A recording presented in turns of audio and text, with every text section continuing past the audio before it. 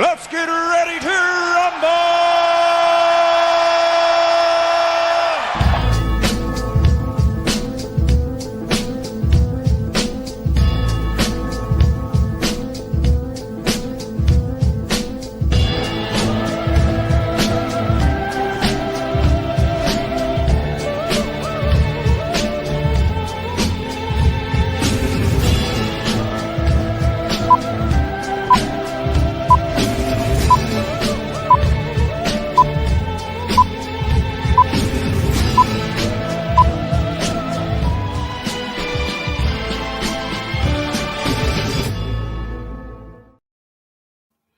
Just after 2:30 in the UK, 9:30 Eastern, in the good old US of A. This is your boy Nick, Shank Club NFL. We're back, new season, new guests, same old bullshit. Hopefully, I will pick up some new followers along the way. I am going to be doing a $100, £100 gift card NFL giveaway when I reach 500 subscribers on this YouTube channel, and also when we are at 1,000 followers on our Twitter. It's all at Shank Club NFL. We're also right across everything: Facebook, Twitter, Instagram. We're everywhere.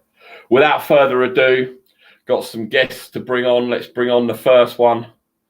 Returning, I don't know why I bothered, but returning for a second season, Mr. Smug, a.k.a. Scott. Scott, how you doing? I'm doing good, Nick. I'm doing good. I was asking you before we came live here why there was no Super Bowl 54 highlights on that intro, but that's okay. Yeah, I told you, unfortunately, my budget would only allow 43 seconds of intro, and I really wanted to put all the holding that the Kansas City Chiefs did on Nick Bosa to stop him getting and killing Mahomes. And unfortunately, there was far too much footage of that. So I could have just put all the holding on there, but I didn't think all it was. Holding was of the trophy after the game, Nick. Yeah. You'll be holding something. You carry on with that rubbish. So how have you been? Obviously, it's been a few months. I know you've moved into a new house and everything. How's that all going for you? Yeah, no, it's all going good, man. Just, living life and trying to stay, away from the COVID, and moved into a new house. So that's been, that's been fun. I'm starting to realize and learn I'm too old to move. So after 2 weekends of moving, my old ass was worn out. But everything's good here, man. Excellent. And also returning, again, I only get him on here so I can take the mickey out of him, or I just do it publicly on Twitter. Either way, he's a good sport, good man. Ivan, it's been a long time. How are you, sir? What have you been up to in the off season? I'm good. I'm good. Not a lot, really. I haven't been anywhere. Haven't done an awful lot. Just been keeping up with Browns info on the NFL. So, looking forward to the Browns Super Bowl this year. So it's good stuff. See, he brings the fire straight away, Scott. Did you see that? He didn't mess about, did he? He didn't flinch. He did not flinch. Didn't wait till we got into the meat and potatoes of the show. He was right there going for the jugular. Yeah. He'll never learn. He'll never learn. You see, we all have this hope as NFL fans, and I know you all both agree that, your team is always going to, I'm a Niners fan. I make no bones about that. Everybody knows that. And every year I say, we're going to do really, really well. And a couple of years ago, we backed that fact up, whereas the Browns have been awful for decades. And all of a sudden now, the Browns fans are all, loving life and loving everything. And they're going to the Super Bowl, et cetera, et cetera, et cetera. It's quite funny, actually. I find it quite refreshing, Ivan, I must admit, because your daily Browns fans have always felt we're going to the Super Bowl every year. Even when we post of hope and all that jazz, it does it brings a little tear to my eye because I know that it's all going to end in crashing defeat and failure. But hey ho, at least Scott and I have got a relative chance because we've got an all-round good team. Whereas you've only just started getting good. But you never know. You never know. Anyway, we've got one more guy just popped in, so let's just bring him in. My man JV. JV. What's up, guys? Good afternoon. Nice has joined us early. What's going on, gentlemen? The king of How you Ohio. doing, John? What's up, dude? What's It's up? been a minute. It's been a while. Yeah. Yes, sir. Ivan, what's cracking? How you doing, How you man? doing? Good man. Good to see you again. Good to see you. So, you ready for your Browns this year, man? Absolutely. Yeah. Super Bowl Told you, run. the missus is a diehard Browns fan, so I got a lot to deal with here, man. It's wild here on Sundays. It is. It's a Super Bowl run this year. And then the kids Not- have to go to their grandparents because I lose my mind during the Niners game. So my verbiage is just vile. So they've just got to go away. I get crazy. You don't say. Ivan, you said about the Super Bowl run for Cleveland. Yep. Is that like the Olympic torch where they run it through the streets of Cleveland or something because they don't actually win it? I'm a bit confused when you said Super Bowl run. Well, I mean, that will no doubt happen if we did get to the Super Bowl. I'm sure they'll fill the streets of Cleveland, no problem. Probably half. They've actually got. Well, They got a good chance, Nick, to at least contend for the division. Beyond that, football's football. We know anything can happen, but they got, on paper, before Stefanski got here, that was I'm convinced that if Stefanski had this roster from the beginning, if Freddie Kitchens was never a part of the plan, they would have already contended for a title. I believe that for a division title. As far as Super Bowl, it's just anything can happen. So you just never know. But you can almost predict that if you're healthy, you can look at the division, whether you have a strong chance in your division or not. The NFC West is loaded now. There isn't a weak team.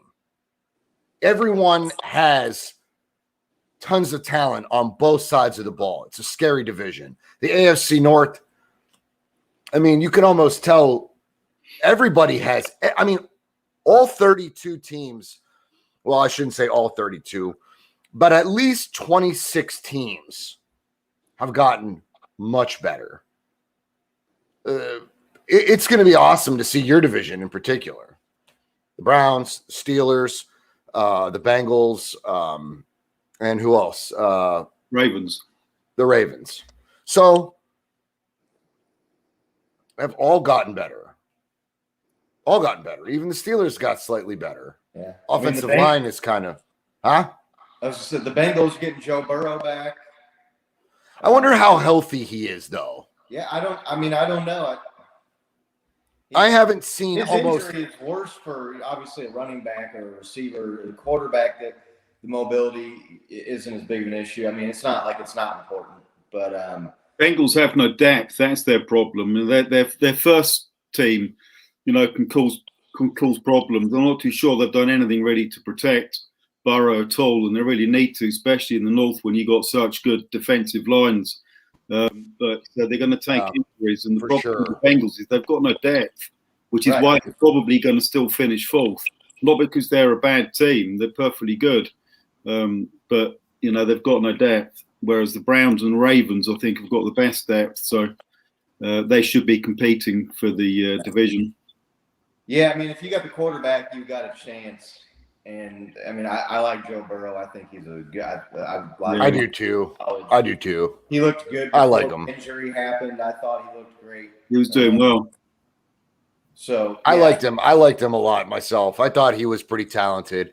And not for nothing, he had a pretty good season before his injury. He was doing well as an individual. Yeah. And he sustained the worst knee injury, I think, out of anybody that sustained an ACL, other than maybe Barkley. Yeah. Those two were, he had some, they said that his knee was completely What annoys me is that you could see that coming through the whole year.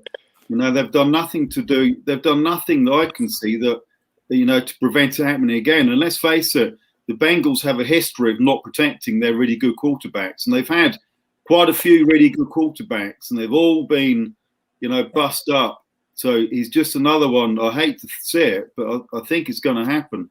It's going to be another outstanding quarterback that the Bengals are going to ruin, because they will not put a good offensive line in front of their really good quarterbacks.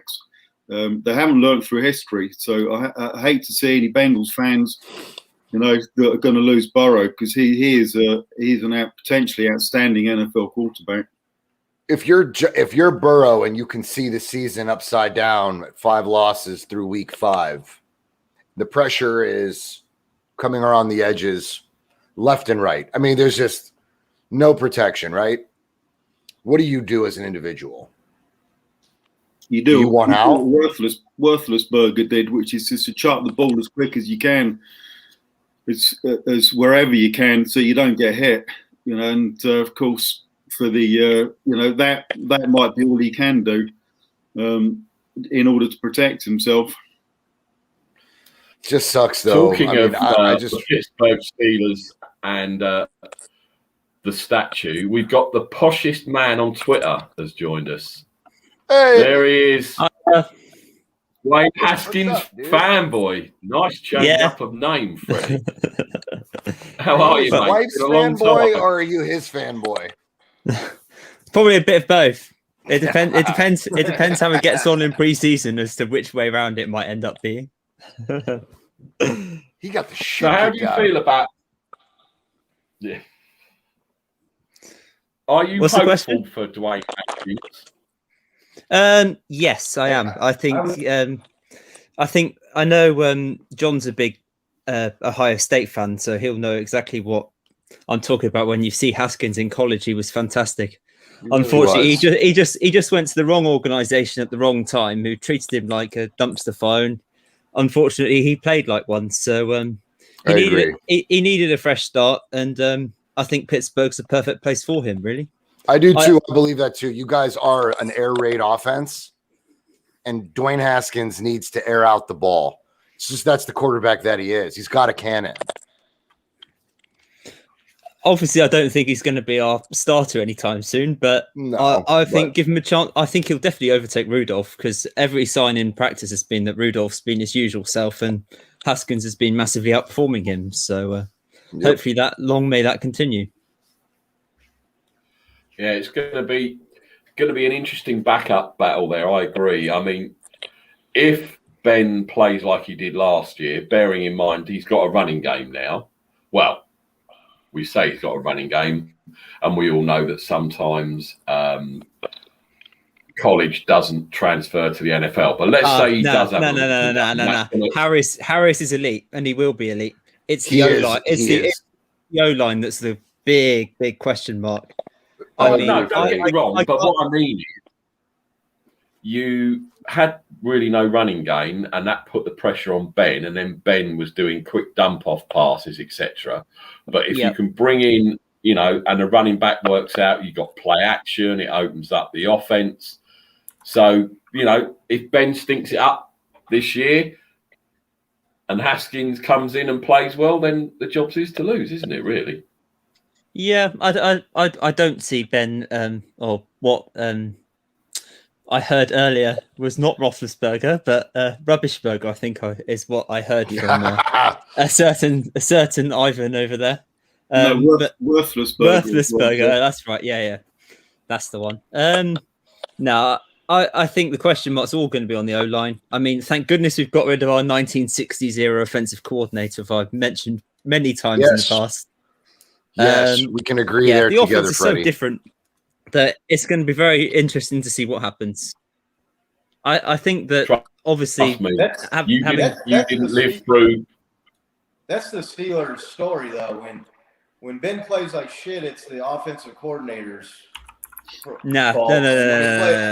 We really did have the worst defensive coordinator in the league last year. He was just I mean, look at what teams were saying. Washington came in and said it's the easiest playbook to read. The Ravens said the same.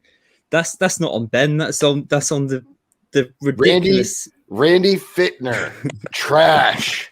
Listen, Rodgers. They did the same thing to Todd Haley. And the year before, they were one of the top-ranked offenses, and then Ben has a bad year and plays like shit a bunch of games, and it's all Todd Haley fucking sucks. We got to get rid of Todd Haley. I don't know. Yeah, but Todd Haley was still more. That's not the offensive coordinator's fault. At least you saw a bit of a spark under Todd Haley, but yeah, I feel like you guys don't understand that Randy Fittner was not like creative by any means of the imagination. He ran like a 70s offense. It was a 3-wide set. It was just trash. I watched it twice versus the Browns, and I saw nothing.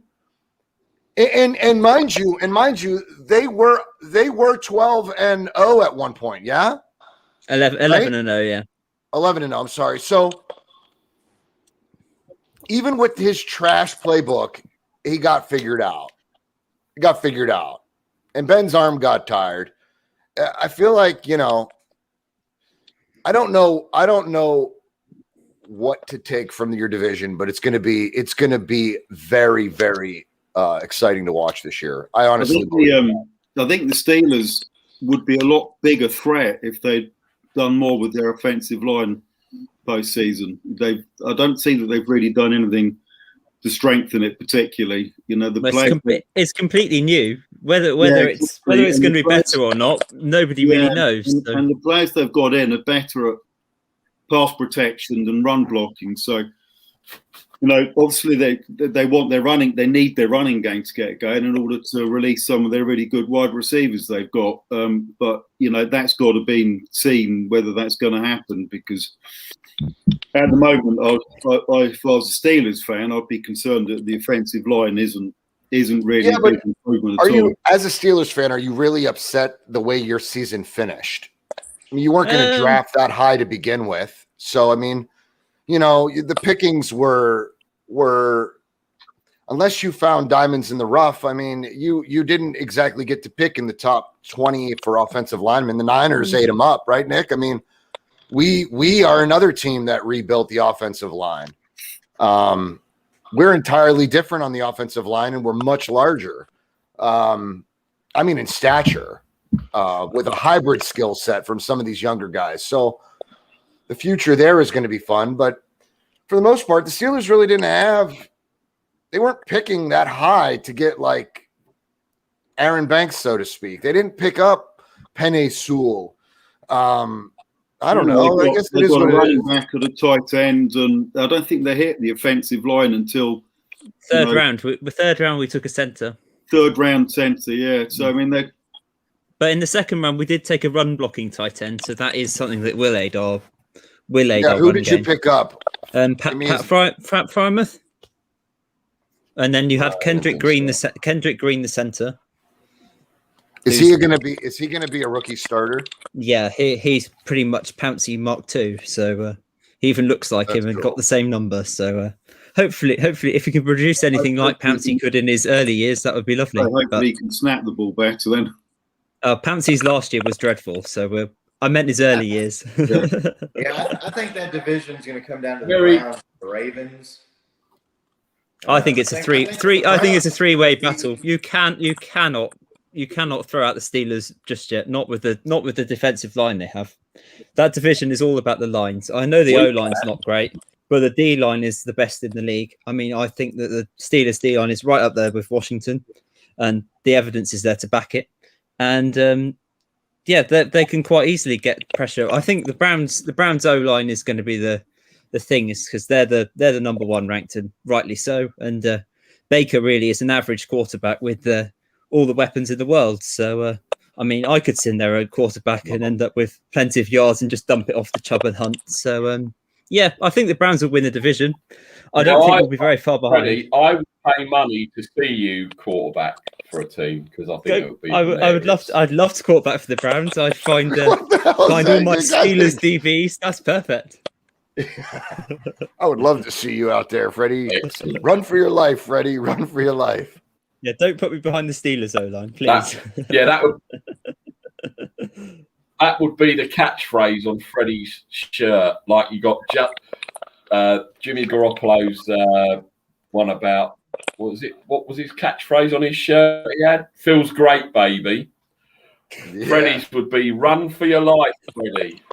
And as bad as you think your offense was last year with that guy, you didn't live through a Jimmy Ray offense in San Francisco because he was absolutely king trash.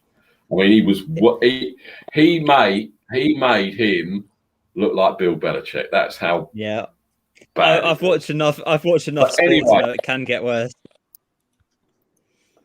Let's get on to some things that have been happening around the NFL. This appeared yesterday. Carson Wentz, and it was broke by Rappaport and Garofalo that he's going to see a foot specialist, and they think it could be a couple of months. It's not a thing that is going to be a couple of days. He's going to see a world-renowned foot specialist. Now, Jacob Eason is the backup. We know that the Colts have got a very, very good defense. But what's your opinions, Scott? Do you think this defense can carry them? Let's say he's out for the first 5 weeks of the season. Is this backup QB going to be able to carry them through and let the defense do the cooking? What do you think on that one? I think in the NFL, like having a good defense is important, right? We saw that with Mahomes in the first year as a starter, that the Chiefs defense sucked, and he was able to carry him pretty far. But I don't see the defense being that great to the point where they're just going to carry the team for half a season or whatever it ends up being. They need to get Carson Wentz going as quickly as possible. And if he misses 3 or 4 games and you can hang around 500 or something, that's great. But, if you get halfway through the season and he hasn't played, and it's weird now because half the season's like 8.5 games instead of 8 now. But, I don't know that the Colts defense is some all-world, all-time great defense. And when you've got sub-mediocre to bad quarterback play, your goose is cooked most weeks before the game even starts. So, I don't like their chances until Carson Wentz gets back. Carson Wentz obviously had his struggles in Philadelphia there at the end. He's been reunited with the coach there in Indianapolis. So I was kind of intrigued to see how that went. Unfortunately, like you said, he's hurt now. So, the Colts, if they want to be a team that's going to contend and be there at the end, they need to get the quarterback back as quickly as they can. Definitely. Ivan, what do you think about this? Do you think it's obviously it's a blow, but obviously Scott just said he was trash last year, and everyone is expecting Frank Reich to fix Carson Wentz. What was your opinion of him when he was with him the first time compared to, say, last year? And do you think this has put a real big dent in Indy's chances?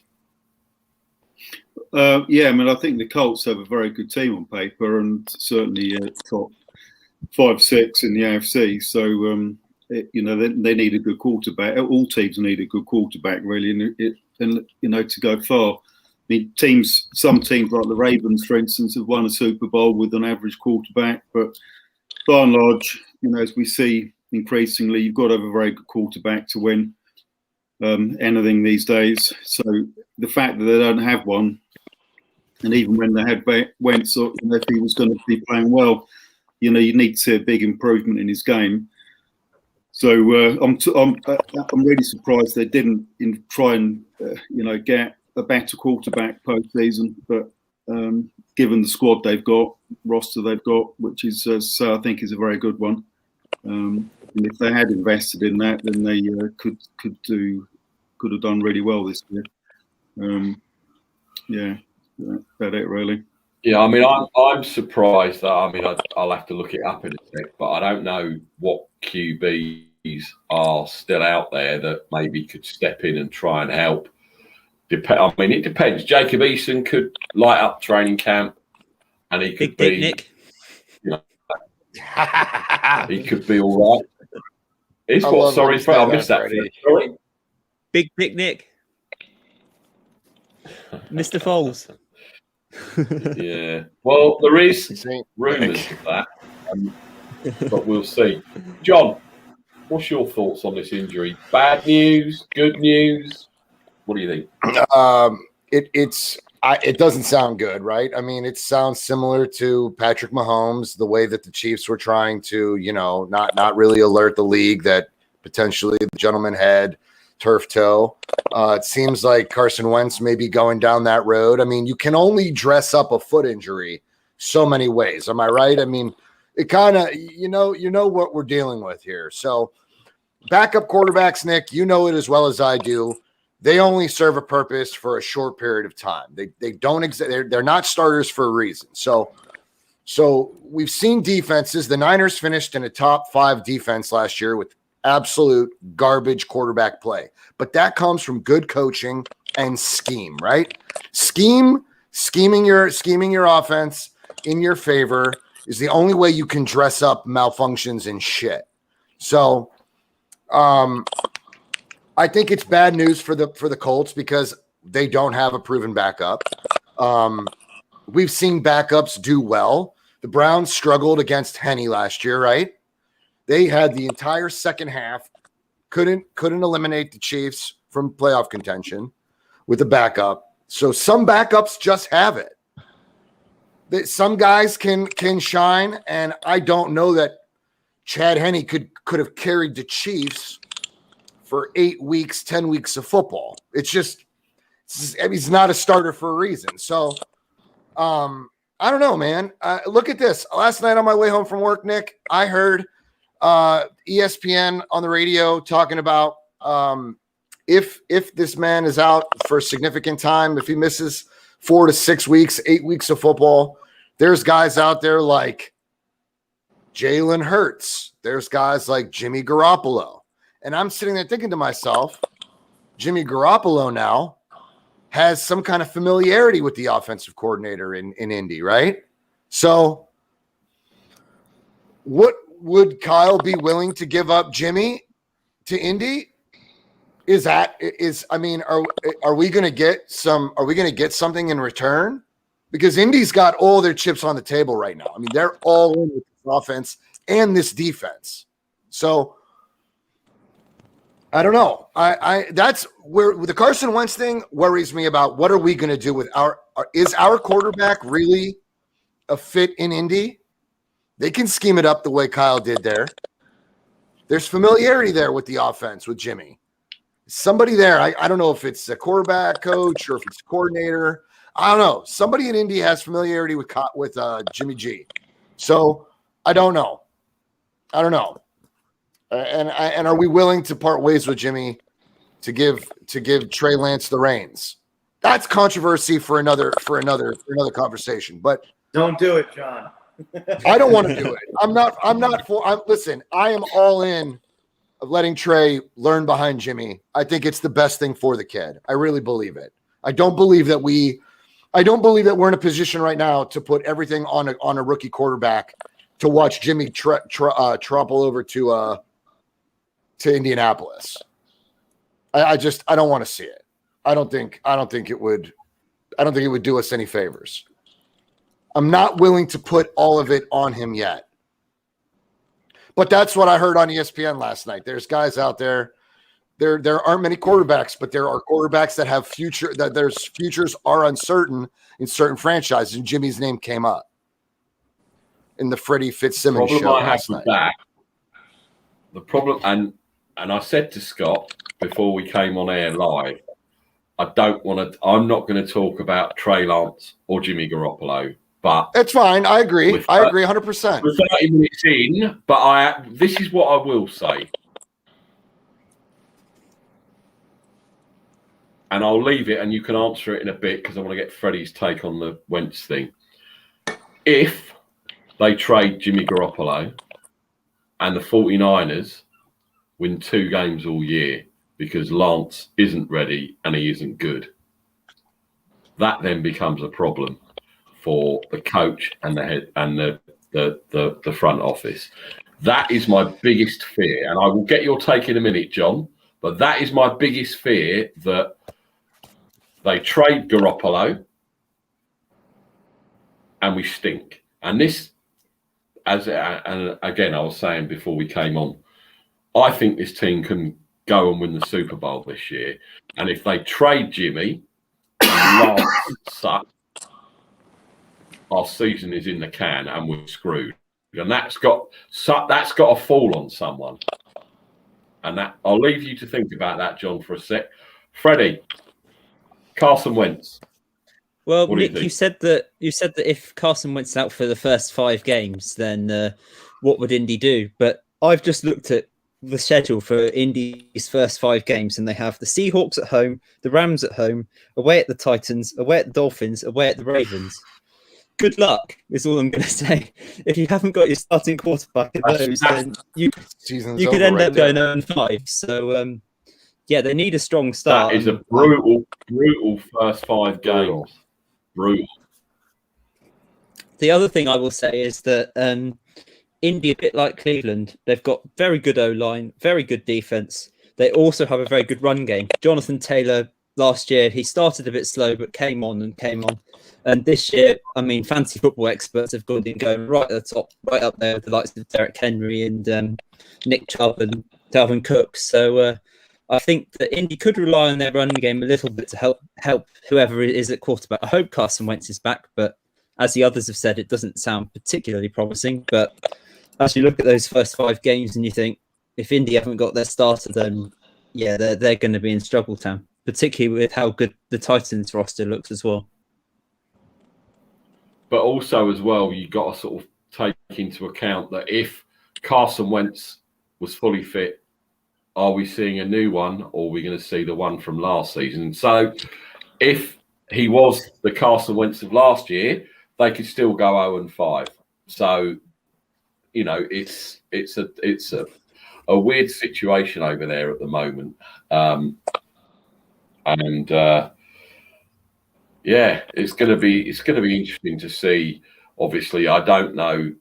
I think he was seeing the foot specialist maybe today, or he may have gone yesterday, and they just haven't released anything. But that's definitely a storyline to watch to see what's going to happen going forward. Maybe they'll bring in a veteran to compete or something.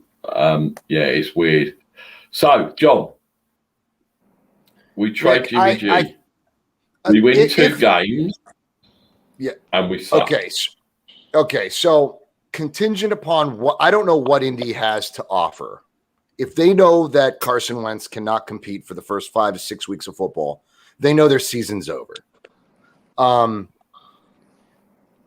They start looking around the league to guys like Jimmy G or Jalen Hurts and guys that just their futures are uncertain at their current situation. So let's say they offer the 49ers something that the Niners can't refuse, right?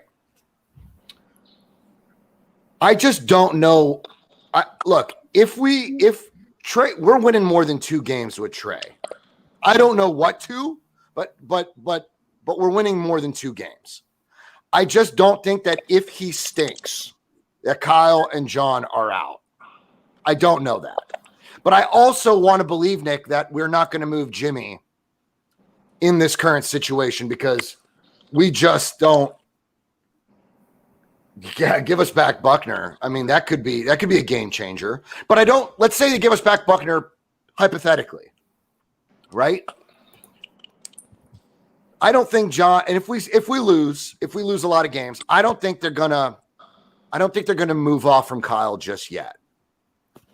But I also don't think that giving Jimmy up at this time would be really premature. It would be stupid. All right. What happens is Wentz, that's Indy's problem. You know, if they come knocking on the door for Jimmy Garoppolo, word is nobody was willing to give us anything for him. I don't know. I want to believe that Trey's doing better than we believe he is. And maybe just maybe, Nick, just maybe. He's actually better than we think. I know he's got skills. I just don't know how that's going to translate over into the NFL against an NFL top tier defense. I just don't know that. Nobody knows that. Nobody can know that. We all want to be positive. So to wrap it up, brother, I think it would be premature to give up Jimmy at this point, regardless of the situation in Indy. But if they're aggressive and they believe that Jimmy G is the answer to their problem, what are they willing to give up? And the Niners might have to listen. I agree, John. I mean, if it was they made an offer they couldn't refuse, as happened in The Godfather, I think I want to say they should pull the plug and do it, but I am worried. And all the videos, I said I wasn't going to fucking talk about this. All the videos we've seen of both QBs in training camp, and we're going to touch on that a bit later, have looked good. So we'll see. Right. Next subject is one that Mr. Smug wanted to speak about. And I said there was no issue to speak about, and he corrected me. So, Scott, Rodgers and Packers. What are your thoughts? You know, to me, Aaron Rodgers is being such a drama queen and one of these diva athletes. And what really sucks is he's leaking out all these reports, right? That, I might retire or I might do this. And it just sucks for the fans. I mean, the fans are sitting there in the dark. They don't know what's going on. There's obviously some sort of tension. You know, it comes out that Aaron Rodgers turned down an extension to be the highest paid player in the league. And why you would do that unless you were upset? You know, supposedly there's some sort of hard feelings or whatever you want to call them between him and the general manager, but he's upset. He's also leaked out in the past. He's upset that they got rid of this player, or that they didn't do this, or that they didn't get in this player, or that, you know, the defense, they haven't done enough to the defense for him, which there's some merit to that, because you look at his playoff losses, and I think the average score that the Packers have given up in those games is like 39 or 40 or 41 points or some shit, which is ridiculous. But the guy is just leaking all this information, and I might not play, or I want out of here, and I'm not doing this, and I'm not doing that, and it's all ego, and it's all hard feelings between him and the front office, and he's leaking all this stuff out, and it's just shitty for the fans, the people that go out and buy the jerseys and go sit out there in the frozen tundra in the freezing ass cold weather, and it's just the way that he's been stringing these people out and leaking this information. Stuff, it just irritates me as a fan, because, and I actually got into this argument with someone on Twitter, which I know it's Twitter, so you should understand that to start off with. But I mean, the NFL and sports in general are about the fans. Okay, it's not about you, Aaron. It's not about the general managers. It's not about the owners. It's not about any of that shit, egos, legacy. It's about the fans. And to just sit there and keep the fans in the dark and leak all this stuff and keep them wondering what's going on, I just think it sucks, man. I just think it sucks. He came out and did this interview that, I'm not trying to run the team. I just, I want more say. And when I say I want more say, they don't listen to me.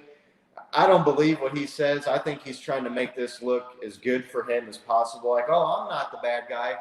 I mean, everybody's had that the coworker that wants to get all up in everybody's business and wants to run everybody's department, wants to tell them how they should be doing this. I just think he's being a grade A pain in the ass, and I just think it sucks for the fans. And it's not unique to Aaron Rodgers. You see this with other players and other people. So yeah, I think it just sucks. Now he's got some sort of agreement that he's been extended or they've redone his contract, but it's basically a 1-year deal now, and so it's looking like he maybe or will be gone after this year. Which, if you're a Packers fan, that sucks.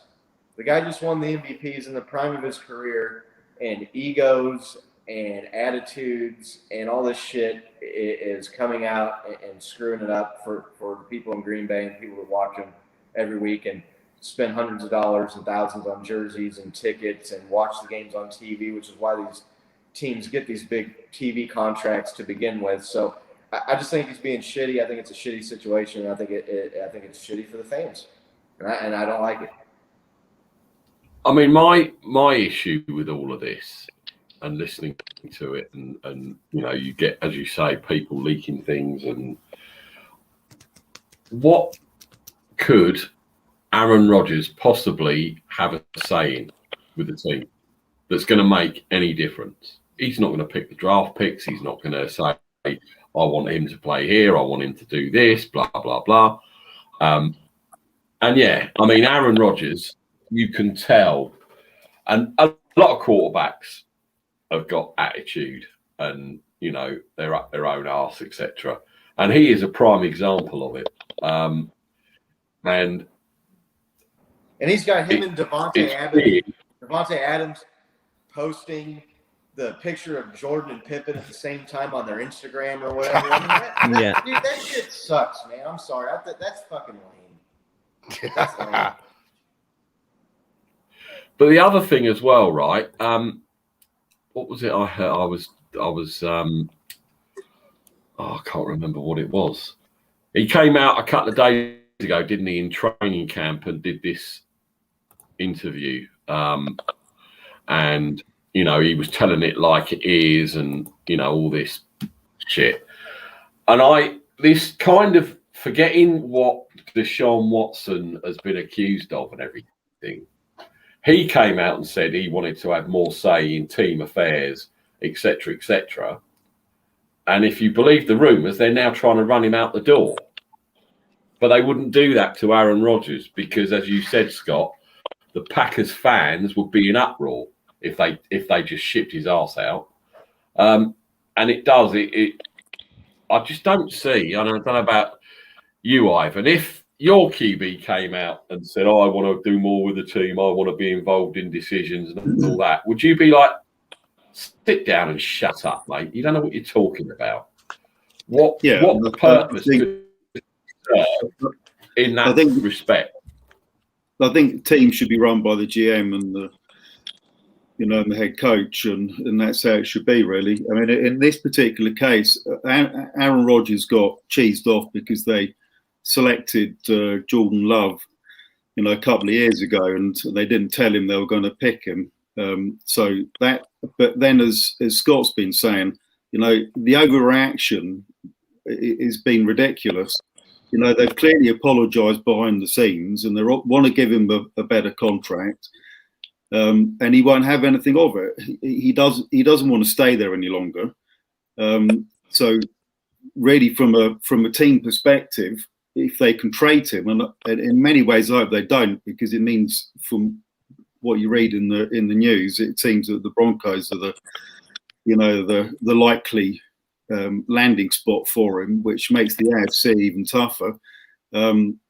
You would think, well, he doesn't want to play here, so let's get something for him, and let's get a good, draft pick or something, trade back for him. So I personally would get rid of him. But as like Scott's been saying, it's just crazy. I mean, the Packers are the oldest club in the NFL. They've the only fan base run club in the NFL. He should be honoured to be playing for them, especially when they, want to give him the highest paid contract. And yet that doesn't seem to make any difference. I wouldn't have him. If I was the GM there, I'd be getting rid of him, get as much as I can for him, and build on that. It's a shame. It's a shame it's come that way, because with him on the team, clearly they're a good one of the best NFC teams, and should be challenging teams like the Niners, the Buccaneers for that spot in the NFC Championship. But it doesn't look like it's going to happen, so they might as well get the most they can for him and say goodbye to him. And it's all because he's a prima donna.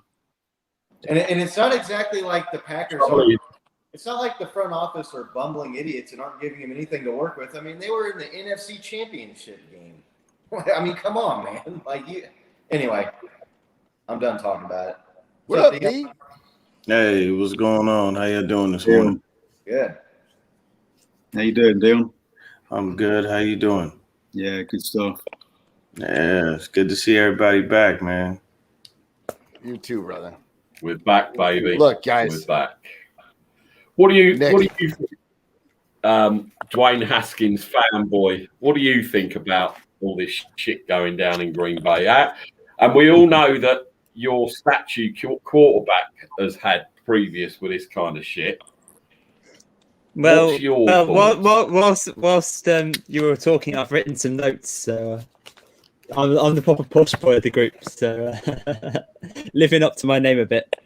No, I think looking at the Packers roster, you think they're just on offense. They're completely loaded. You've got Devontae Adams, you've got Valdez-Scantling, you've got Cobb, you've got Lazard, you've got Aaron Jones, you've got Robert Tonyan.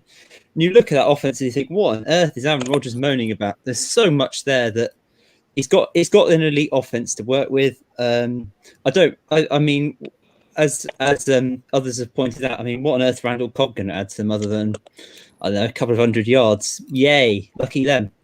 But I mean, the roster is pretty loaded. I mean, even on defense, they've got some elite players. For example, Zadarius Smith, Jair Alexander. They've got very good players all over their roster, and yet he's still complaining. So I don't know.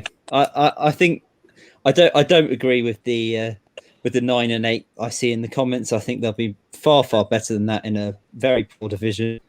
The Lions, well, who knows what the Lions are going to do this year? The Bears are planning to start Andy Dalton, so I'm ruling them out immediately. And the only challenger really is the Vikings. So I'm expecting the Packers to win 12 games easily. But as you say, is all this nonsense that Rodgers is bringing up, it's not really going to help the team. It's definitely not going to help the fans. And it's not going to help their Super Bowl chances because they have a Super Bowl roster. But if he carries on, who knows where they're going to end up. That's my take. He's got to be careful that he doesn't ruin his legacy. He's got to be very careful the way he plays it because the fans can turn on a dime. John, what do you think about Mr. Rodgers? I think Scott, obviously, because he's like the other Mr. Rodgers. There's most of everything that Scott said I agree with, okay? And from Freddie's take, I mean, look at it this way. Freddie, on paper, brother, you mentioned it all, right? But the one thing that you left off is it's a simple battle between Gutekunst and Aaron Rodgers. He wants to make them pay. He's being petty. He knows what he knows. He's going to get what he wants. He knew it all along. This is about making Gutekunst pay. It's an immature. Aaron is a diva, man, and he's a bitch, and he pisses me off. But he's good, and he won that organization a Super Bowl. Now it was a decade ago, but it does buy you a seat at the table. Does it matter that every word out of your mouth should be the deciding factor of which direction the organization goes? I disagree completely. Okay, you won. You got a seat at the table. We will listen to what you have to say, but that doesn't mean we have to do it. Okay, it doesn't matter. There's still a chain of command here, and you are not that. So at the end of the day, we will listen to what you have to say, but you've got it listed, Freddie. What else do you need? Yes. Should they have picked up the phone and said, look, Aaron, we're thinking about going quarterback? They should have done that. But are you going to really take it and twist it and go below the belt and make a public mockery out of the organization and go out and find a washed up Randall Cobb because now you're just doing shit. Now you're playing with the organization. The fact that you just forced them to go and get Randall Cobb is insane to me. It's insane. It's like, look, he's looking over his shoulders like, look, guys, I'm going to do some petty shit. I want Randall Cobb. They're like, oh yes, okay, we'll get you Randall Cobb. We'll wash your ass in peanut butter. We'll do whatever you want, right? He is playing this. He is playing the organization like a fiddle, and he's just having fun doing it because it is about a year. He's going to get overpaid for a year. He's probably sitting back. He wants to see how that secondary translates in Denver because they built a nasty defense over the last 2 seasons and the draft. So he's like, you know what? Let me see how they do. I'll squeeze everything I can out of these shitheads or these cheeseheads, and we'll go from here, right? Look, this is just a battle between Aaron and the GM, man. He loves taking it and sticking it to Gutekunst, period. So could be a spot in Pittsburgh for him as well. Doors. Huh? Go on. Leave it behind closed doors. Then don't sit here and leak all this stuff and keep the fans in limbo because they're the people that are paying your fucking paycheck. And on top of that, you really think Aaron would have been – it's really about, oh, I didn't know they were going to pick Jordan Love. If they would have called me and said, yo, Aaron, we're thinking about picking Jordan Love, you would have been like, oh, okay, cool, I'm good with that. Fuck no, he wouldn't have been good with it. No, you're right. No, I don't expect – cried like a fucking baby about it.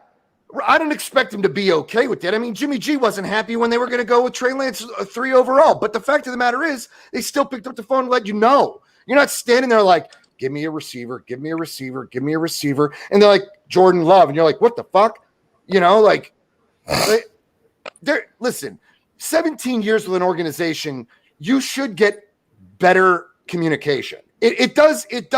He deserves better communication, but he doesn't get to decide the future of the franchise. Okay, you deserve a seat at the table, but it doesn't mean we have to listen to you. At one point he wanted Gutekunst fired. You don't take a man's job. You don't take food off a man's table. I don't give a damn who you are. You can't make that request. So you know what? He was pissing around all summer, traveling the world with his girlfriend, growing out his hair like a bitch, doing whatever he wants. No offense to anybody with long hair, but he's growing out his fucking hair. And, he's just, I'm just jealous because I can't grow out my fucking hair. Let's just face it. Bottom line is, he's just playing with the organization. I was going to say, John. And it's. John, you're lucky because all of us are follically challenged, so you don't need to worry about dudes with long hair on this panel. Dion, welcome in, brother. What do you think about all this shit that's going down? To be completely honest with you, I've been listening to everybody's points. Everybody makes valid points. At the end of the day, I do agree with John on that. Yes, just get a man a call. Stuff like that can be avoided with a simple phone call. Jimmy didn't like it, but look at him now. Every player talking about Jimmy is saying what? He looked great in OTAs. He's looked even better in training camp. That fire's truly lit under his ass. He's ready to go, but that's because Jimmy know that at any moment, if he gets injured, he can lose his job. The difference with Aaron is his job is not in jeopardy. So, yes, should they have called him? I agree with that 100%. Yeah, the man's been there that long. He gave you a Super Bowl. Least you could do is pick the damn phone up and say, hey, I'm going to draft the quarterback in 17. Doesn't mean you know that your job is in jeopardy. We want you to know because we want to have open communication. At the end of the day, it's a relationship. And you got to be able to communicate with your partner. And if you don't, and you do some underhanded, sneaky shit like they did, then yes, you wind up getting yourself kicked in the ass. I'll tell you this. On the subject of Randall Cobb, I didn't even know they went and got him. Like, this is the first I'm hearing that Aaron Rodgers pushed that button. I know that they had made some kind of agreement with him, and I think he gets to walk next year or something stupid like that. At the end of the day, they didn't. He honestly was upset about a lot of things. But what people are sleeping on is a young kid named Amari Rodgers out of Clemson. He's on their team. You want Randall Cobb? You got him 2.0. Amari Rodgers is way better than Randall Cobb is at this point in his career. Hell And yeah. you can put Amari Rodgers on the field with Devontae Adams. You have one of the best 1-2 punches in the league. You just haven't seen the kid yet. And if you haven't seen him, go ahead and take a look at his college tape. The kid is a freak athlete. He's an amazing receiver. No, he doesn't have the big body that Devontae Adams does, but it doesn't matter. You don't always need a big body. You really don't believe me? I.e. Deebo Samuel. But to me, period, point blank, I have to agree with John Full.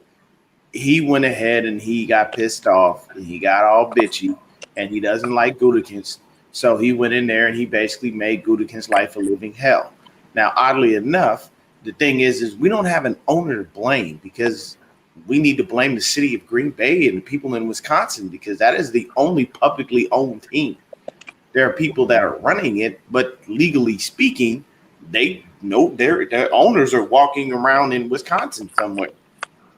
Whoever has the highest stake ownership is truly the people that we need to blame. So it's partially their fault too for allowing this crap to happen. At the end of the day, the last 2 years they've been in the NFC Championship game. Yes, we handed them their ass when we did it. And last year they I think Tampa Bay came back and got them. But if you're going to allow someone to have that kind of power over your organization, yes, you don't want them there.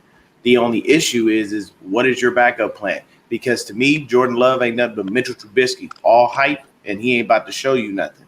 Because if he was, think about it like this. If Jordan Love was really that good, they wouldn't lose a wink of sleep over Aaron Rodgers. It wouldn't be that big of a problem. And they wouldn't have went and picked up the garbage can of the league, Blake fucking Bortles, of all people, to go ahead and be your backup. Yeah, that is, again. And I'm not saying I don't think they that should have called him.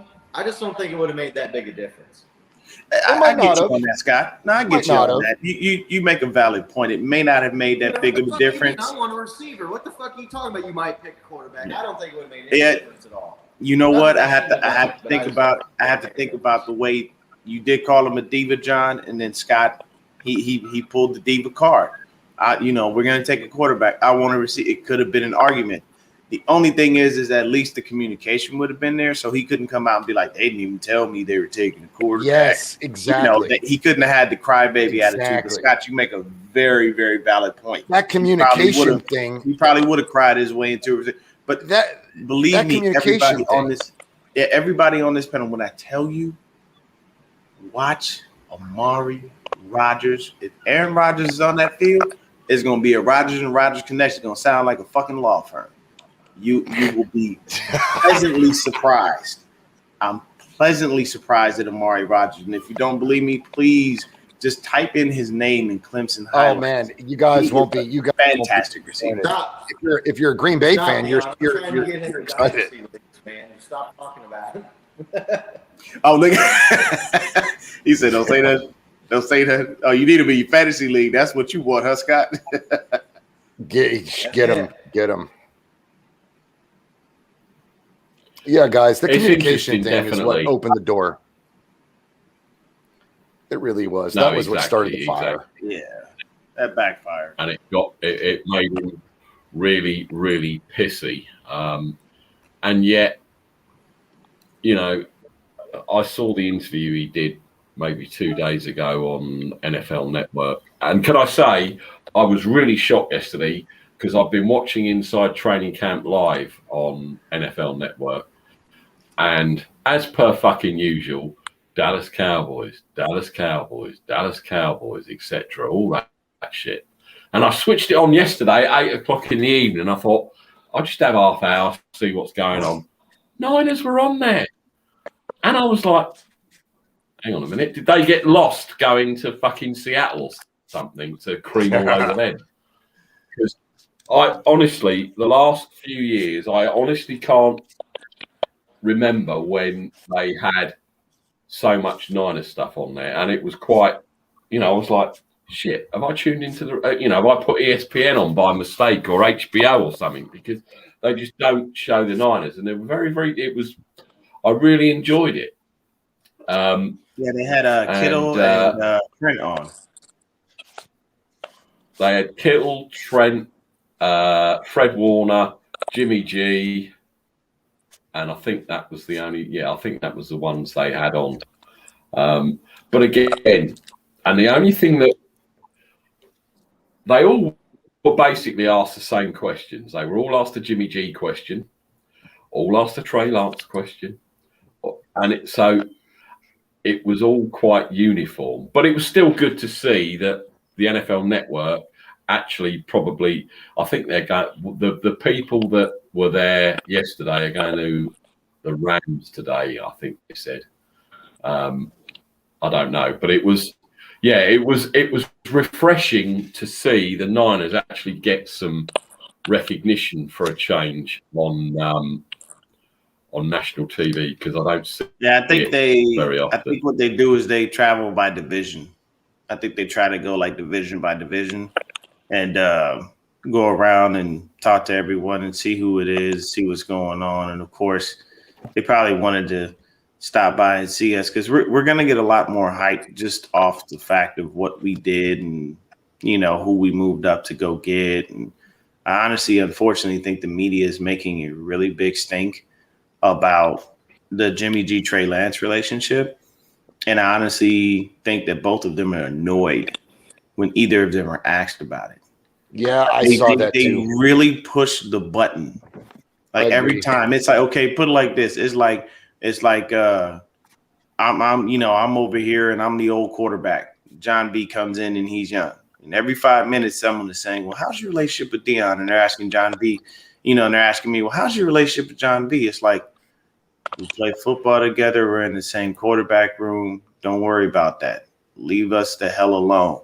Mm-hmm. Jimmy literally start cursing in his pressers. He been there how long? You ain't heard that man curse ever in a presser? And even Trey is annoyed. Like, body language tells you everything. They're just bothered. It's like, come on, man. Look, I don't care how. Just leave me alone. Like, I don't want to be bothered with this. Okay, it is what it is. That he's here, I'm here. We're playing football. That Jimmy G presser, a lot of people saying that was calculated for him to drop F-bombs and say shit.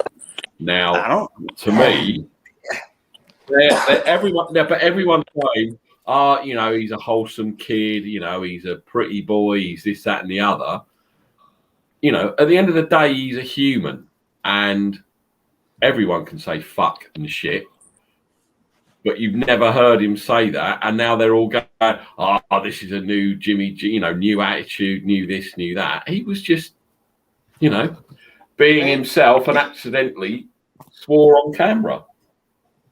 Yep, man, that's all it is, man. TMZ was getting pictures and video of him out in LA at clubs with porn stars, man. Jimmy ain't some choir boy. Like, exactly. No. He is not the choir boy. I guarantee you that. Yeah. But that's true. That's true, man. I mean,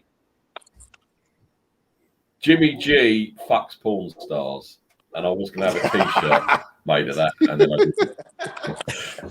Fair play to the guy. Okay, next subject. Xavier Howard.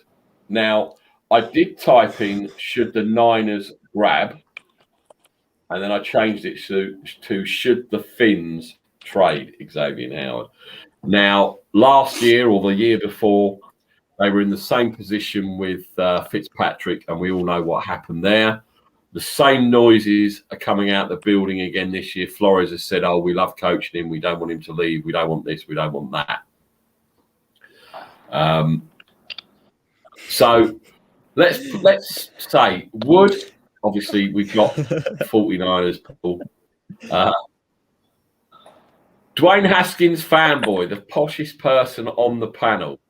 Would you like to see Xavier Howard on your team? The answer on a football field is yes, obviously. I mean, who wouldn't? He was by a long distance, he was the best corner of the of the NFL last season, and actually had an outside chance of winning the Defensive Player of the Year. So behind Aaron Donald and TJ Watt, I'm not going to include Myles Garrett because he was a mile off. Anyhow, I think if you saw his statement this week, it was just pathetic. He said he didn't know the terms of his contract that he agreed on. So, well, that's your fault then. It's not the fault of the organization. So, it just seems like he's trying to find any old excuse to try and get out of there. I don't know why he wants to leave Miami. The defense seems very strong. They've got good weapons. Maybe Tua isn't as good as we think he is. There must be a reason. Everybody else is getting paid, Freddie. It might genuinely be about money. More than him. It's all about money. He's still being paid an absolute fortune regardless. So he's the 5th, 6th highest paid cornerback in the league. So I'm not. His statement was pathetic, and frankly, if he's going to behave like that, a bit like the Rodgers situation in Green Bay, if he's going to carry on behaving like that, there are other fish in the sea. There was my Miami joke. If you got that, the fish in the sea. I got it. And get rid of him and bring him to Pittsburgh because we're already good with the ex-Dolphin DBs. We're more than happy with another one. Somebody's got to have room for him. Your ex-Dolphins DB did really well when Carl Juszczyk put him in a fucking clown suit the first game. So happy days. Minka's the best safety in the league, so I'm more than happy with him in our team. Yeah, he got ragdolled. I'm sorry. Yeah, he got ragdolled like that. That you talk okay. Put it like this. People talk about Derrick Henry and what he did to Josh Norman. Like there was just unfair. I was just about that clip. That's wrong. Like that's disheartening as a human being. Like you never want something like that to happen to you. Like you don't want to get caught on camera getting knocked out. Like nobody does. Like when a boxer's in the ring, they're trying to avoid that big punch. They're trying to avoid the Deontay Wilder, cannon that's coming out of that right hand. So Josh Norman, he got done wrong. But people tend to forget what happened to Minkah. That the man literally got spun like fucking washer. Like literally, he did a whole 360 and just landed on the juice, ragdolled that young man. And I can tell you right now, when he got to the sideline, everybody was laughing. Because Minkah Fitzpatrick even said his own teammates were laughing at him for what happened. That's probably the craziest hit that I've ever seen, like as far as like offensive player dishing it to a defensive player. But not to take away from Minkah Fitzpatrick because he has been a very good safety for you guys. Just a bit of breaking news. Edge rusher Justin Houston's just signed a 1-year deal with the Ravens for $4 million, that's a real good deal that for them. So another edge rusher to add to the AFC North. Yeah, as if we haven't got enough already. Anyway, that doesn't seem to bother anyone else there. Everyone seems to be okay with that.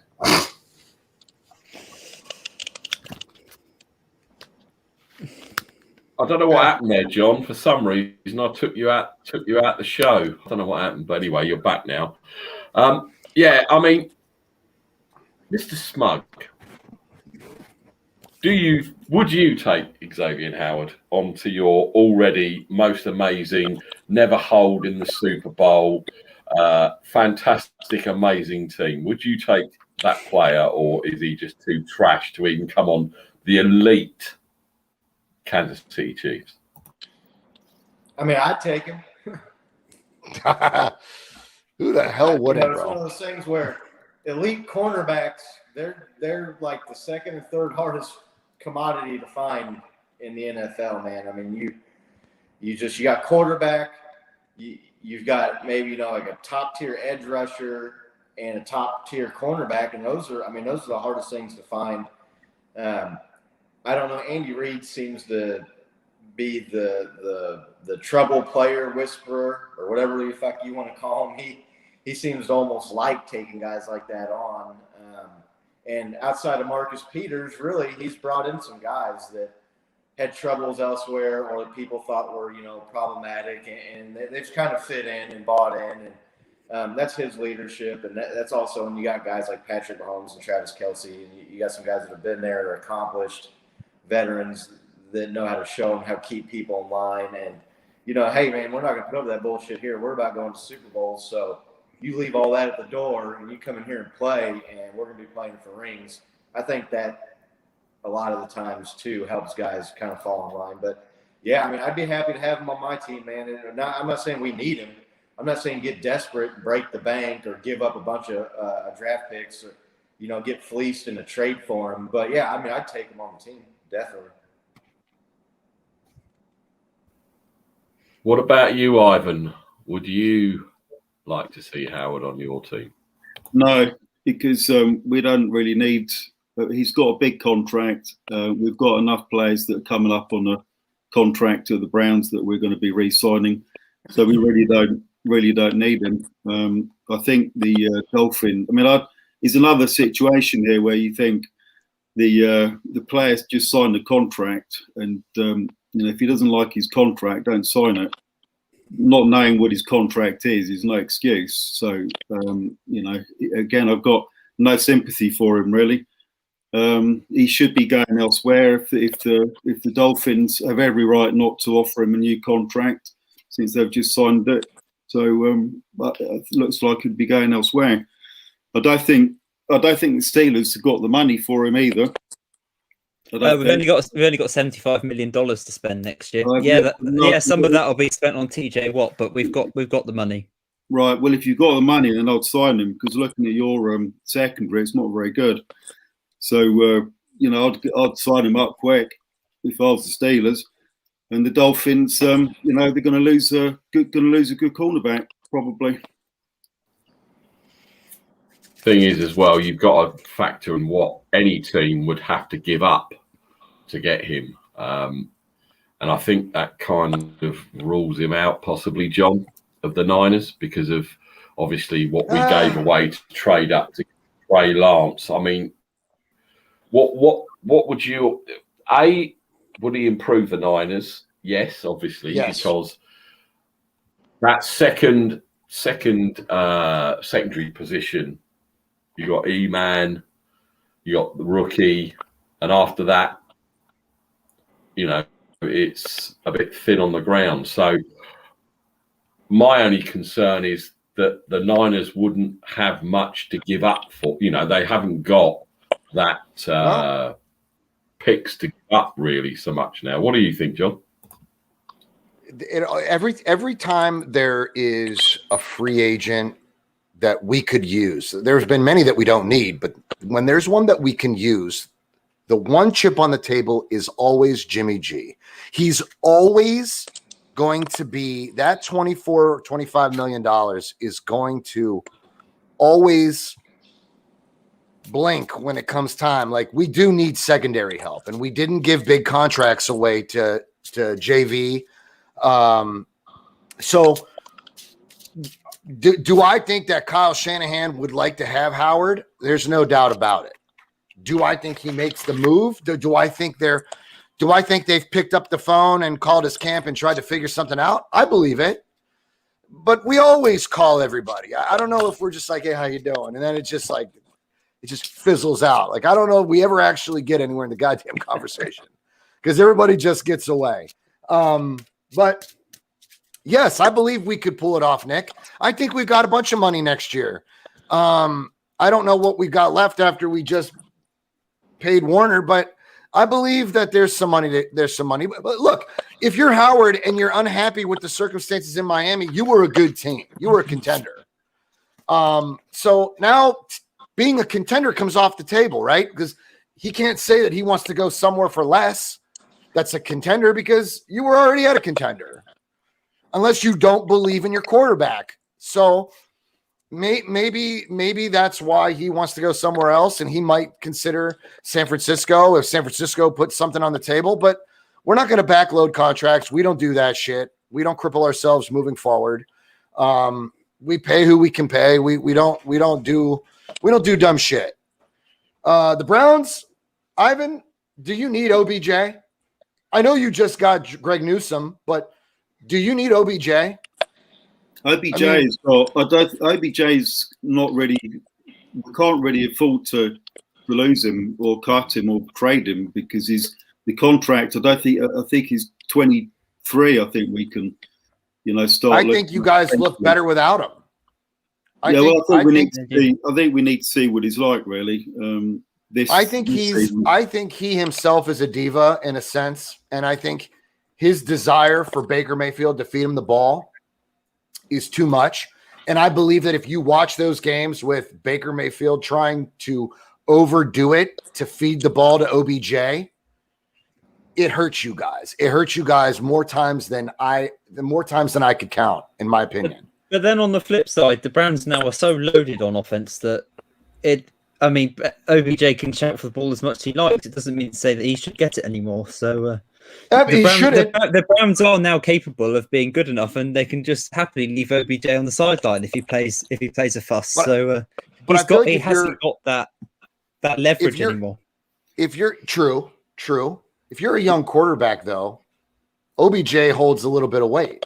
He's got a £15 million contract, So it's and he can't get out of it until 23. So unless some good trade offer comes in, he's on the team. I mean, he's done remarkably to get back. Howard, imagine if they traded for. I mean, look, they want to win more than anything right now. I just Do you don't think think that they need him.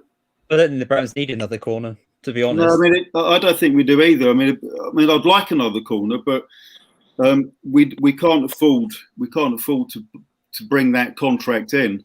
We could, if Greedy Williams doesn't work out, he's the only corner I can see the Browns really losing at the moment, and we need to see what it's like when he actually tackles someone.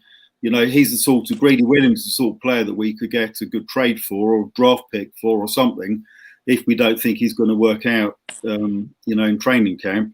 But I just don't think Howard is the sort of contract that we can afford to pick up. And what's more, when I think about it, if the GM is Berry gives Howard a nice pay deal coming into the Browns, and Howard's wanting money, so the only way it's going to come to the Browns is if he gets more money than he's getting at the moment. If Berry gives Howard a new contract or more money, that's going to cheese some of the players off that we got on the roster that are looking for that, next contract. So I just don't see it happening at all for the Browns. And I wouldn't want to see it because it's just going to upset, the good team ethic. Yeah, I agree. Maybe you're right. At the moment, Greedy Williams hasn't proven himself yet, and Greg Newsome could beat him out for the job to begin with. So yeah, Greedy Williams, I can see getting traded potentially. When he walked off training camp, was it a couple of days ago or yesterday? But that was due to heat apparently. Nothing about Greedy Williams makes me think he's going to be anything other than a depth piece at the moment, which would be a great shame because he was very good in college. But we'll see. From LSU, right? Yeah, LSU. Yeah.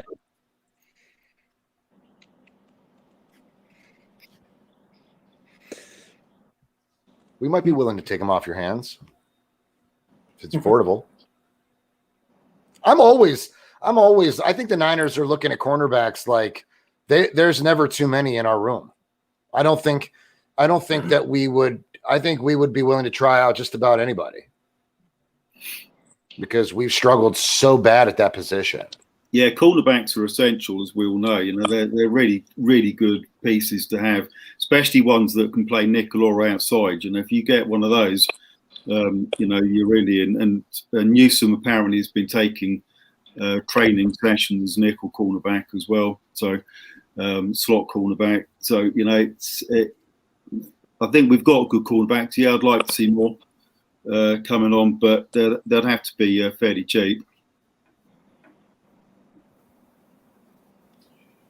Dion, Dion, you're on mute. So.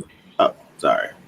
If I may, I pulled up Xavier Howard's contract just for shits and giggles. Let's take a look at this.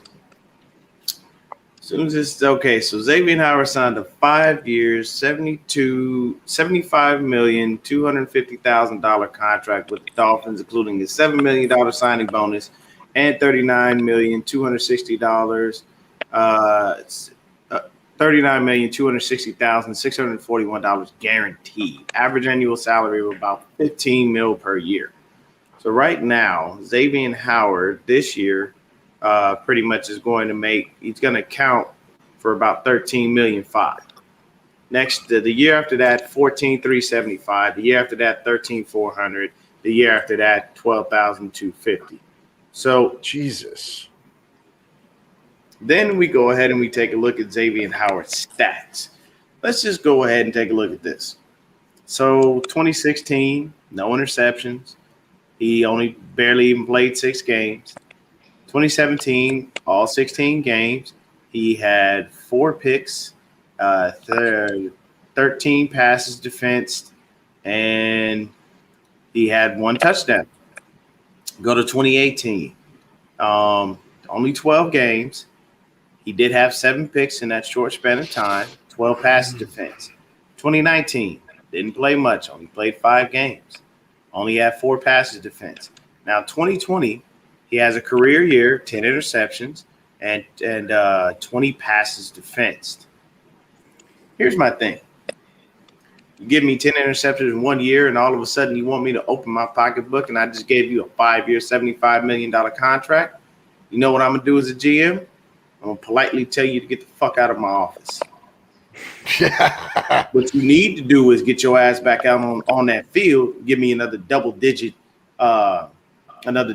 interception year and double-digit passes defense year, maybe possibly a touchdown or 2 on defense, and then we can start talking. The thing that kills me is these players want this money when they have like this 1 year of greatness, and then there's no consistency after that. I'm sorry. I need consistency. If you want me to give you my money, or should I say the owner's money, and you want him to dig in his pockets and open it up, you better bare minimum wait 2 years of consistency. Now, if Xavier Howard had 10 picks 2 years in a row, maybe we can start talking. But you know what? You haven't really played much. You've been injured a little bit, and you've only had 1 double-digit interception season. Now, mind you, yes, it is a hard task to complete, but you're getting paid a fair sum. It's not like he's getting crumbs, man. It's not like he's not getting pennies on the dollar. And my thing is, you're not going to catch a D. There's not a DB in the league right now that's making $20, $21 million. There just isn't.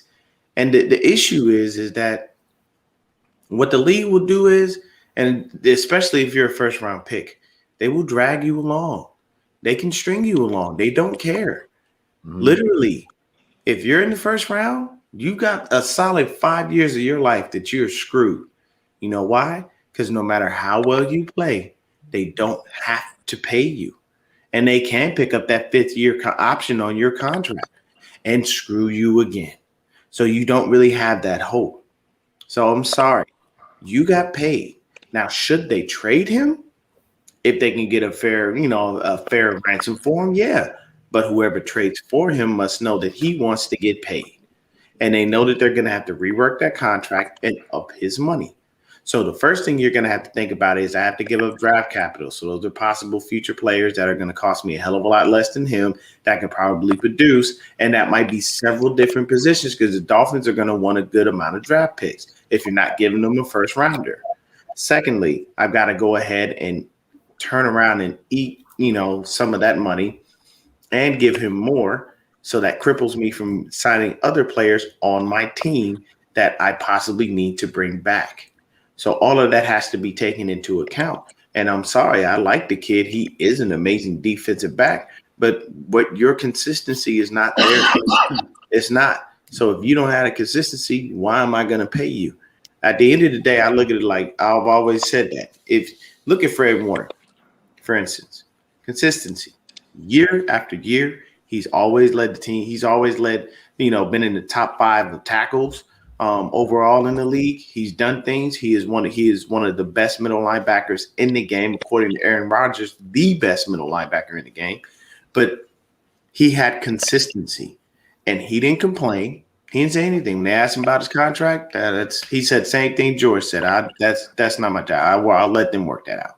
He didn't come into camp holding out. He didn't pull the diva mentality. None of that. When you pull these moves, what that says to an organization is that you are willing to basically play with their way of winning to get what you want in your pocket. Case in point, Darrelle Revis. I believe he signed his deal with the Jets. And the next day, who was it? Nami Asamoah or somebody? Somebody else got broke off like right after he did. And they were making more than him. So what did he do? He cried like a little girl. I want more money. Yeah, I'm going to be the top paid DB in the league. You got to give me my money. So they reworked his contract so he made like maybe 100,000 more than whoever just got paid. That's what I'm saying. That's not respectable. Be a man about it. You signed a contract. You did what you supposed to, you got to do what you're supposed to do. And they gave you this money based off your inconsistency, sir. Because from what I just gave y'all as far as stats, that's not worth the, 5 years, 75 mil. I'm sorry. Yep.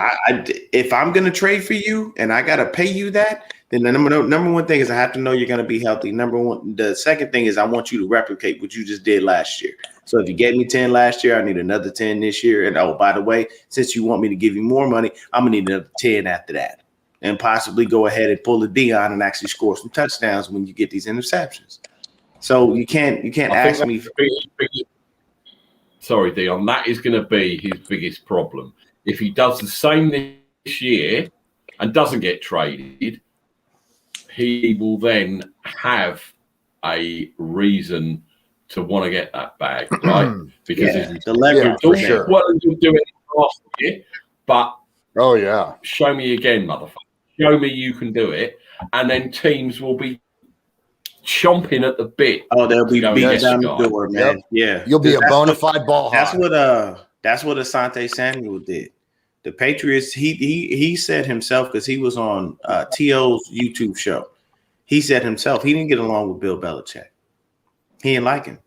And he said, I forget what year it was. He said, every time I got a pick, I purposely ran past our sideline and looked at him just to be spiteful, because him and Bill Belichick just never meshed. And it's weird because you hear some players, they praise him. Some players are like, I don't like him. It is what it is. His method seems to work because the man's got 7 rings? Yeah. You can run right by him. He don't give a shit. Yeah, he's not impressed. What are you looking at me for, bro? What I'm saying is, it's like Asante, it's like this. Wave at him with all your rings. Asante earned his money. Like, he came out there and he earned it. His play spoke for itself. And that, to me, is what players seem to forget. You have one great year, and then you want to capitalize on that year and turn it into a ridiculous contract. You can't do that because they're going to look at you and go, there's somebody younger, faster, and better than you with less tread on the tires, and we'll just go get them and not pay you. So that's why we now have the rookie pay scale for the NFL. Why? Because the veterans are going, how the fuck is Sam Bradford coming in and robbing the Rams for $65 million and he ain't played a fucking down? You know what I mean? Like, that came into play because veterans were saying it's disrespectful to us when we've worked hard to get this money and you give it to some young punk who ain't even proved himself on the field. And you don't know if he is or isn't. You're just taking a chance on it because of what you saw in college. And it's rare that works out. And 90% of the Heisman Trophy winners have never won a Super Bowl. Like, I looked that up. That's freakish. These are supposed to be the greatest players in college of all time. And most of them have never even won or sniffed the Super Bowl. And that's bad. A lot of them are getting drafted at the top of the draft by shitty organizations. Yeah. Which don't. Yeah. That doesn't help their money, right? I mean, they see everybody else getting hurt. They might as well, look, what does it hurt asking for it? If they're going to give it, he's got nothing to lose to try to do it. No other team's going to give him a 5-year contract. Somebody else is only going to sign his ass for a year or two. Money's not. If you trade for him, you have to take on his contract. Oh, you have to take on he's got 3 years left. Yeah. No, he's got 3 years left. So you have to take on his money, but you're going to have to. I'm going to let Nick take back over here because it looks like he's got something new up. But you have to take on his money and you have to be able to pay him, because that's the whole point in trading for him. He wants more. So if I'm trading for Hellhound and Hellhound tells me I want more money, then I've got to take his contracts on, and I've got to restructure it with his agent. Otherwise, when Hellhound gets there, I'm in the same fucking situation. All right. The interesting thing that was brought up as well about that guy running past Bill Belichick, that's fine. You just don't want to run past the Pittsburgh Steelers head coach, because he'll trip you up and then claim he didn't fucking see you. But sorry, Freddie. Had to get that. Get that in. Had to get that in. Right. I've just got NFL. Well, exactly. Yes. Some interesting stuff coming out about COVID, the latest COVID news. I'll just read this very quickly. The NFL informed teams Friday have updated COVID-19 protocols for training camp and the preseason in a memo obtained by NFL Network's Tom Pelissero. Notably, family visits are now allowed at training camp with the cohabitants of players and Tier 1, 2 staff permitted to be on the field after practices or outdoor social events. They must produce proof of vaccination to the club. Fully vaccinated players may also be included for purposes of calculating the 90% threshold with respect to the camp visits. Unvaccinated players are no longer required to be in masks during on-field practices outside, but are required to wear them inside, which is the standard thing. Now, obviously, I haven't seen any other teams' presses. Obviously, Niners fan, I watch all the stuff that the Niners put out. And I saw Nick Bosa in a mask and other players. Now, I get the mask, I don't get the mask, vaccinations and stuff. And I also saw that the NFL are going to mandate that players and staff have to be vaccinated at a certain point. And obviously, we're in a pandemic the same as the whole world is over here. Now, we had Freedom Day a couple of weeks ago, Freddie. Was it a couple of weeks ago? Yeah. Or was it a week? I can't remember. Anyway. No, 19th of July. So, yeah, a couple of weeks ago.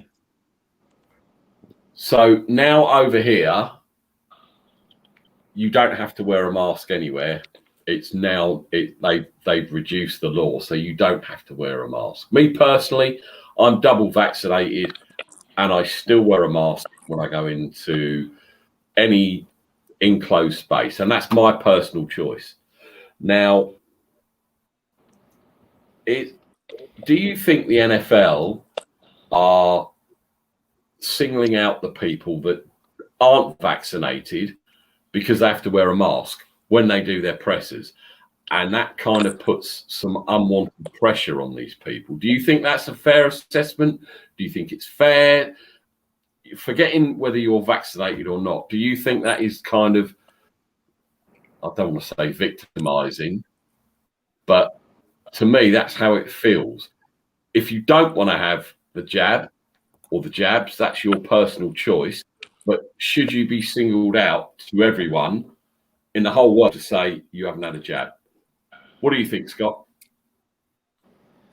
Well, by making it so much harder on the players that don't have the vaccine than the players that do have the vaccine, that's their way of mandating it without actually mandating it, right? Like, we're going to make shit so ridiculously hard for you if you don't get it. Man, I struggle with this because I'm a big believer in personal freedoms, but I'm also a believer in businesses and companies can make the rules they want to make for their business. And if you don't like the rules of the business, don't work there, go somewhere else. But this gets into like a whole other area when you start talking about people's bodies and their health.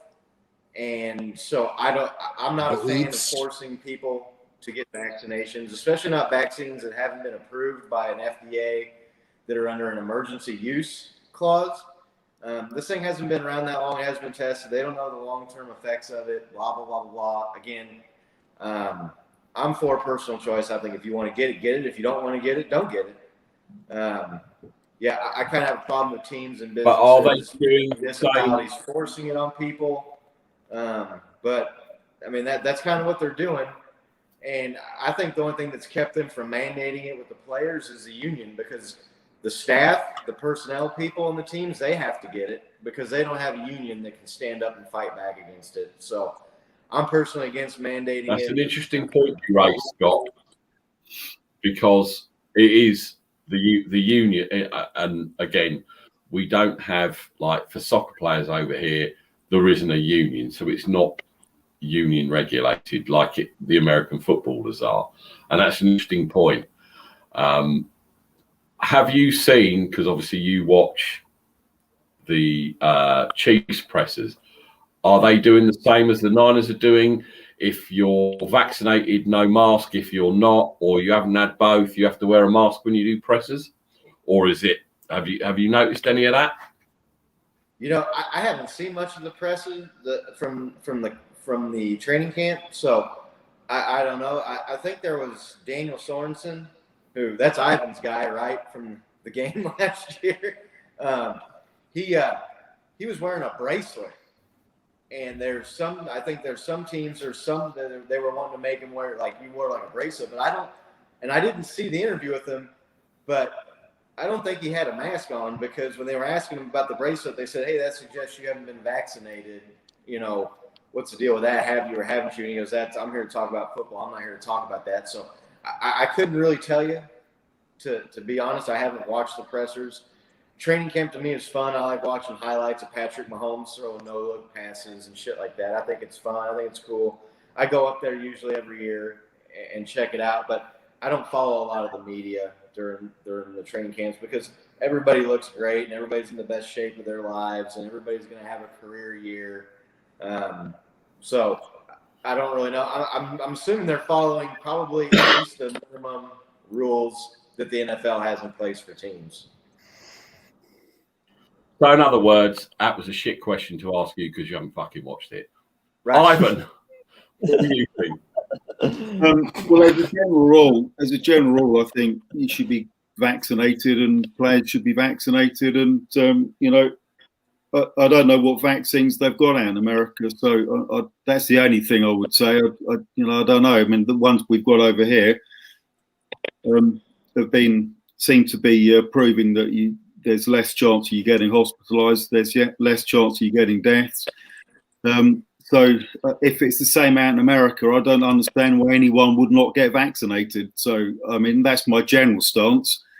And if the NFL want players to be vaccinated, then they should get vaccinated. 90% of the Browns organisation is vaccinated, double vaccinated, or about to get the second vaccine. So it looks like the Browns are going to be pretty much there and thereabouts, which is, I think is a good thing. But again, I understand if players have I guess I think the only thing I would say I understand if players, if they think there's a medical reason they should not be getting vaccinated because it might impact them in some way because of some condition they've got, it could make that condition worse. If there's anything like that, then I could understand why a player might not get vaccinated. And I think the NFL ought to take that into consideration if that is the case.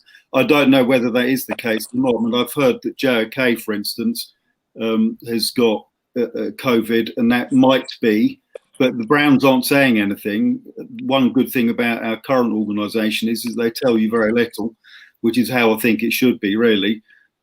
So no one really knows whether he's got COVID because he hasn't been vaccinated, and the theory sort of, or the rumor is that if he has got it because he hasn't been vaccinated, it might be related to the reason he fell so far in the draft, which is this potential heart condition. But no one's really saying anything. So as I say, my broad stance is you should be vaccinated. It makes no sense not to be, unless there's a particular medical reason. So get vaccinated. And I've got very little time for people who won't get vaccinated. So don't play them.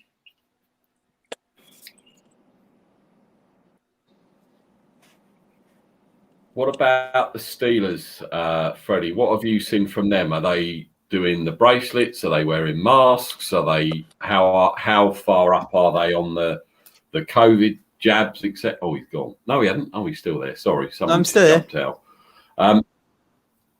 What's the feeling around the Steelers with all that kind of stuff? How are they dealing with it? Well, my personal view is exactly the same as Ivan, so I've got nothing to add there. But I think that the Steelers, again, like the Browns, are well over 90% vaccinated. In fact, I think it's virtually everybody. There was question marks over whether Najee Harris had been vaccinated, but he has now. And there's only, I think it's less than one handful of players now. So I don't know what the restrictions are for those very few numbers of players, but like the Browns, we've got very, very few issues. So yeah, I haven't got anything else really very constructive add on this, to be honest. No, I mean, it is obviously a very... People argue all the time, and I argue with everyone. I mean, being an old fucker, I've had both my shots over here because obviously they tiered the way the vaccination was done. I mean, you're a young guy, Freddie. Have you had both? Have you had one? Have you had none? I've had one with my second one at the end of August. Okay, and did you have any side effects or anything with it? Not really. My arm was a bit sore for a day, but other than that, no. I'm a young, healthy boy. Well, ready to play quarterback for the Browns. That's debatable. We have the best quarterback in the league. As much as I'd like you, Freddie, we're okay with Baker. Yeah, you're average quarterback who's made to look good by all the other weapons. Yeah, well, he's ranked the 8th best in the league, so that's above average in my book. He's only ranked best because he's got all those weapons, but he's actually average.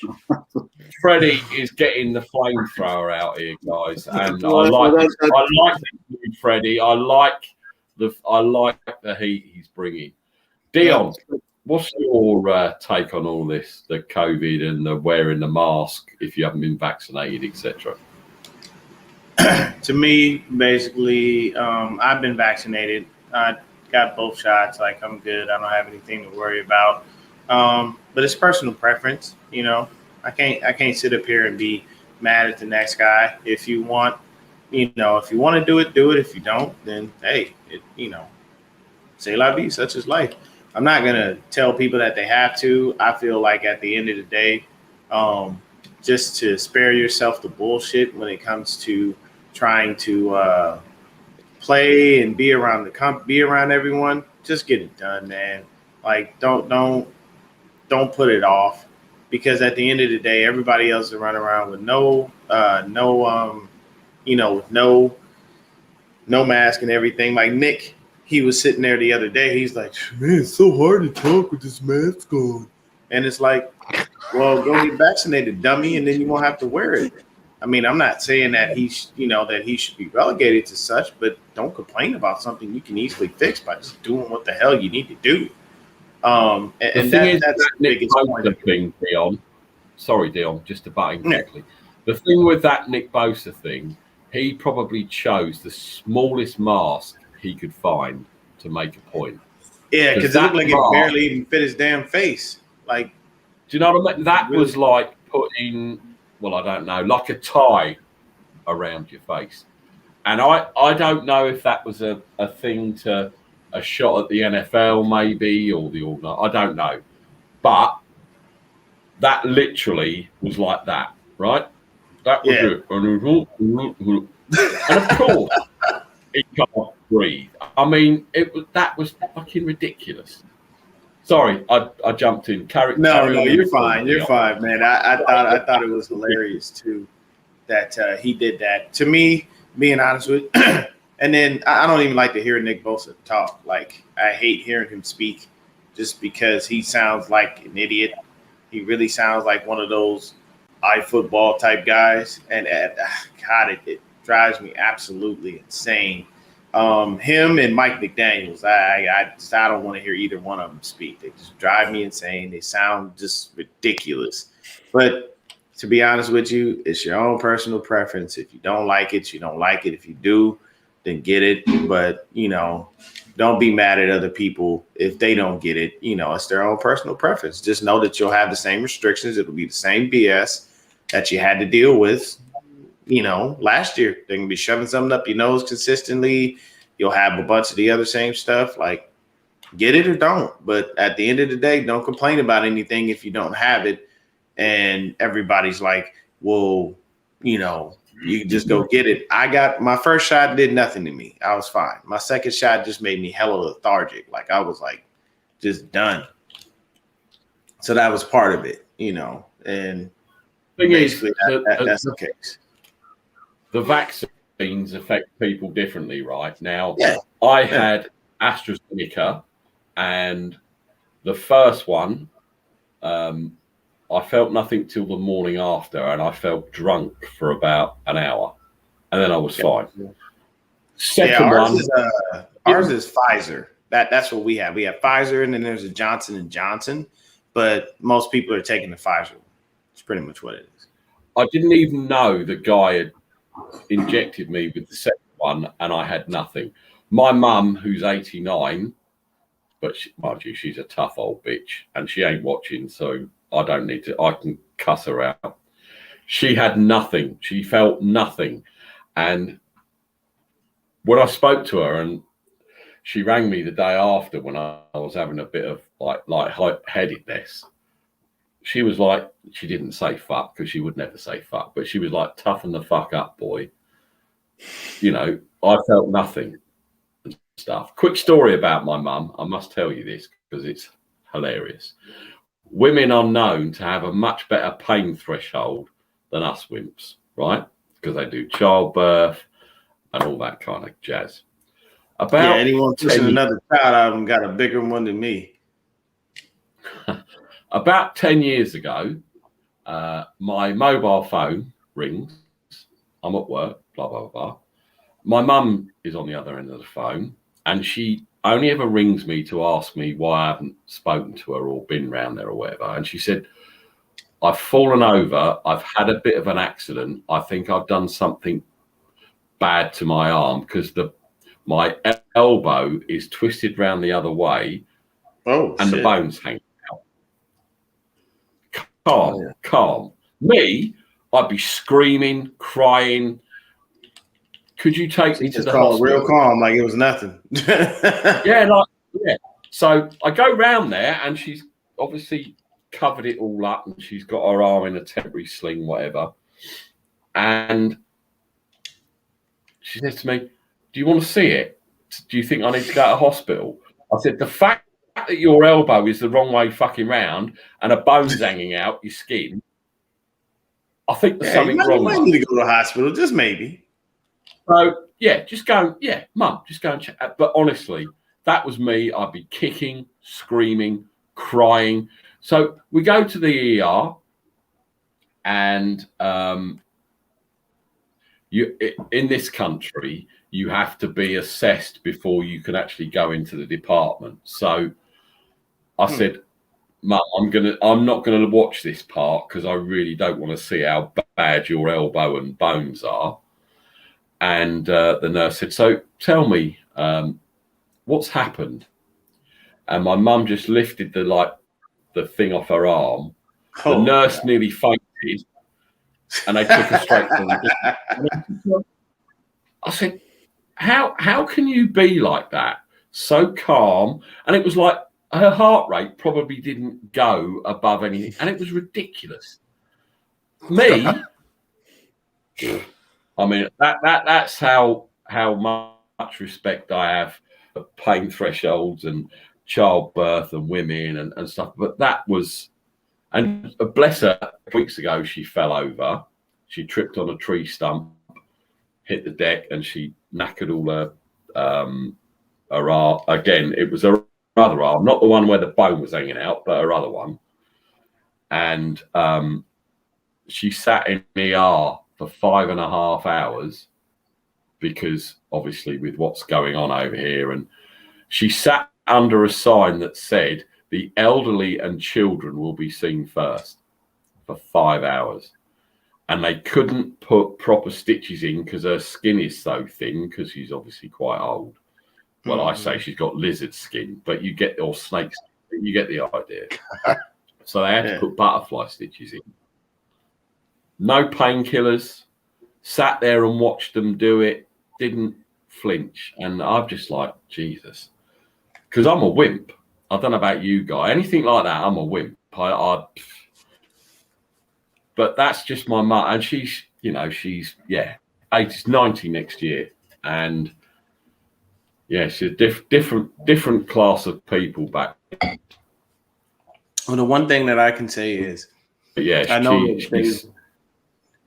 they've had us as far as like people going, you got to be pretty strong. You got to be tough as nails, stuff like that. So I always say to myself, in any point, when I was a kid, we used to go outside, we used to play, stuff like that. We do all kinds of shit.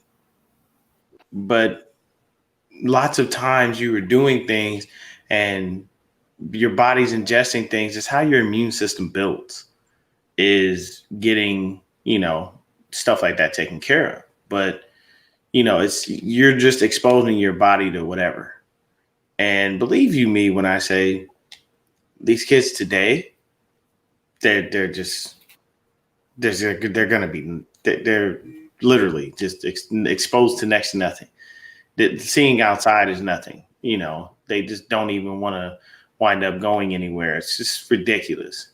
They're too busy trying to play on video games or whatever. So, your body builds up a tolerance to bacteria because you wind up seeing it and you wind up doing whatever you need to do. So for me, I'm like, everything's cool. It works out.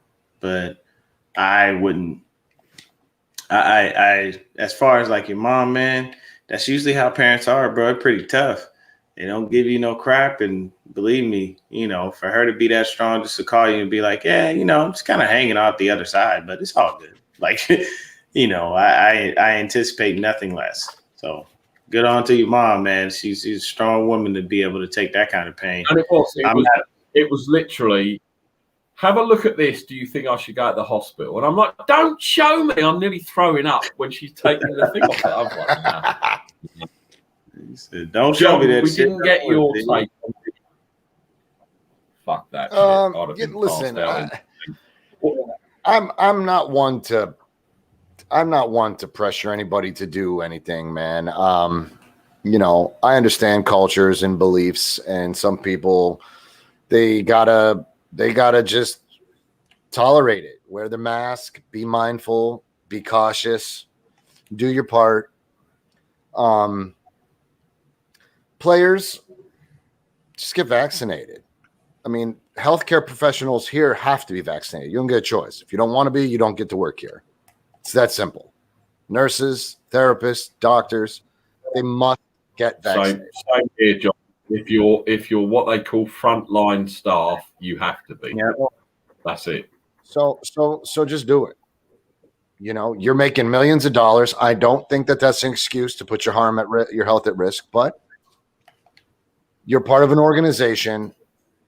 Your team can suffer greatly if you're the reason that something happens. If there's a spread of COVID, you have to forfeit games. You cost an organization millions of dollars.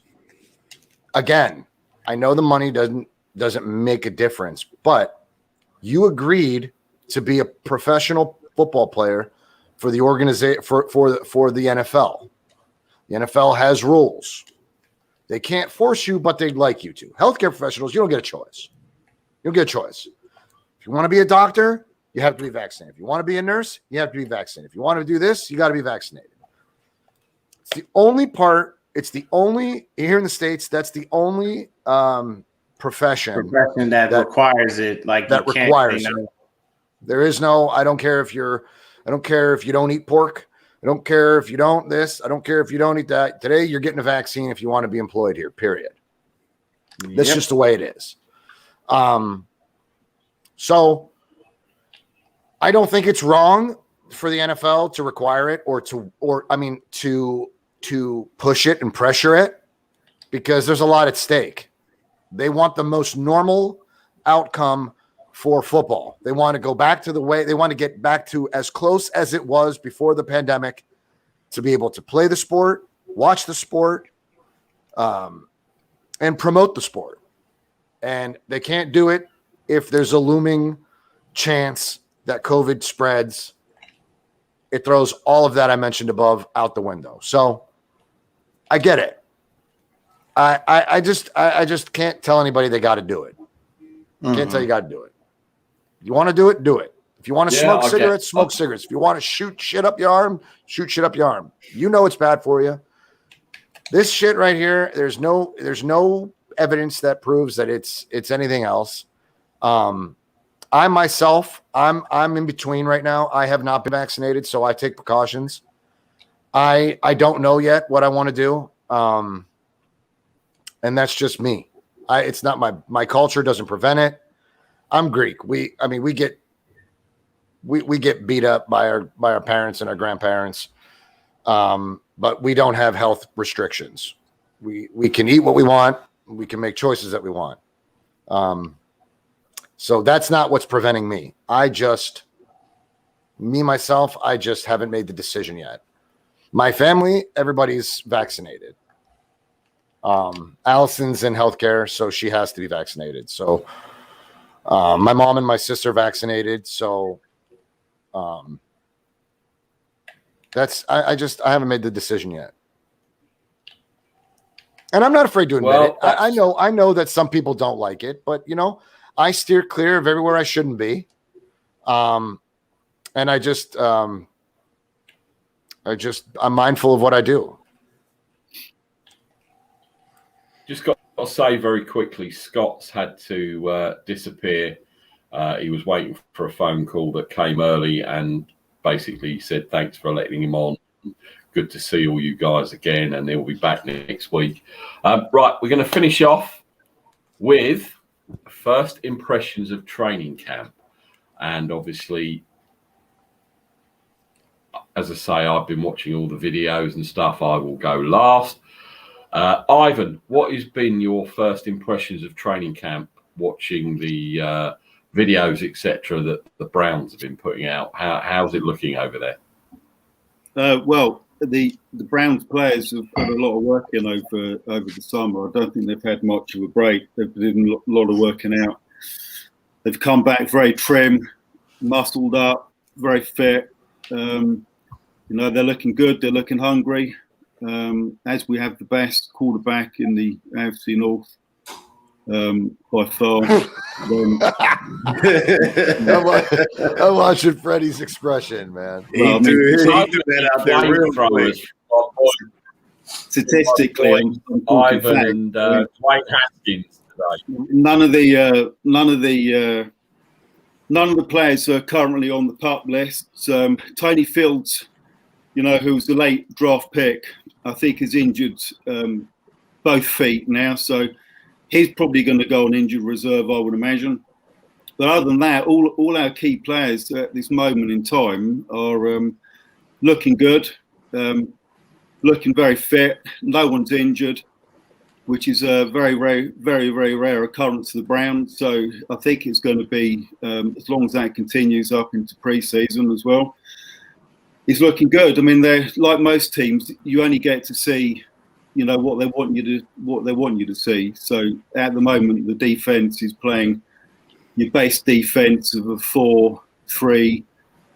So they're not showing any of the sort of cover 3, 5 defensive back formations, which we're likely to be seeing for the Browns. I would think this coming season. But it's very positive feedback at the moment. But as we all know, with all these things, it's until the regular season gets going, you never know what's going to happen. So everyone looks good in minicamp. Everyone talks minicamp up. But the positive news is that there aren't any injuries apart from, say, Tony Fields II, but then he wasn't likely to be a starter anyway. And if he was a starter, then that would be a major issue for us. So. And then JOK obviously is reckoned to have COVID, but he'll be out for 10 days. He's already missed some of those days. So, again, that's not a major incident for the coming season. So yeah, it's That's the looking very thing as positive. well with obviously training camp. The first kind of week, they don't do any padded practice and they're just in their pajamas pissing about, and QBs Yeah. the QBs never get hit. I mean, Blah, blah, Landry. blah, blah.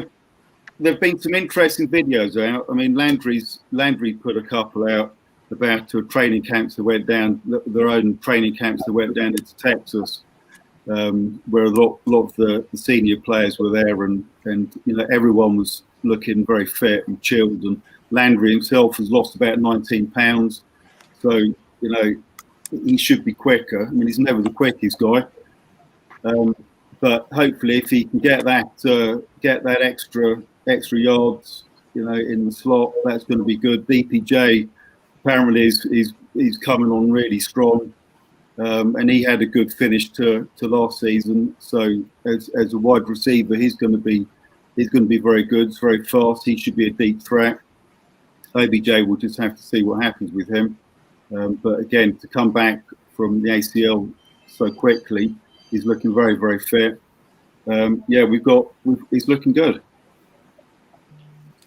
Thing is, as well, with training camp, you got to take things with a pinch of salt until they put pads on and start doing pre-season games. I mean, shit, I saw Big Ben throw a pass over 5 fucking yards and I nearly fell over, Freddie.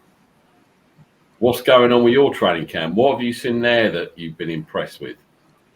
Well, there's not much to report. I like Ivan. I don't take anything away from training camp at all. The proof will be in the pudding, and you'll see the Steelers on Thursday night because we play in the Hall of Fame game against the Cowboys. So that will be the first indication of a few of the.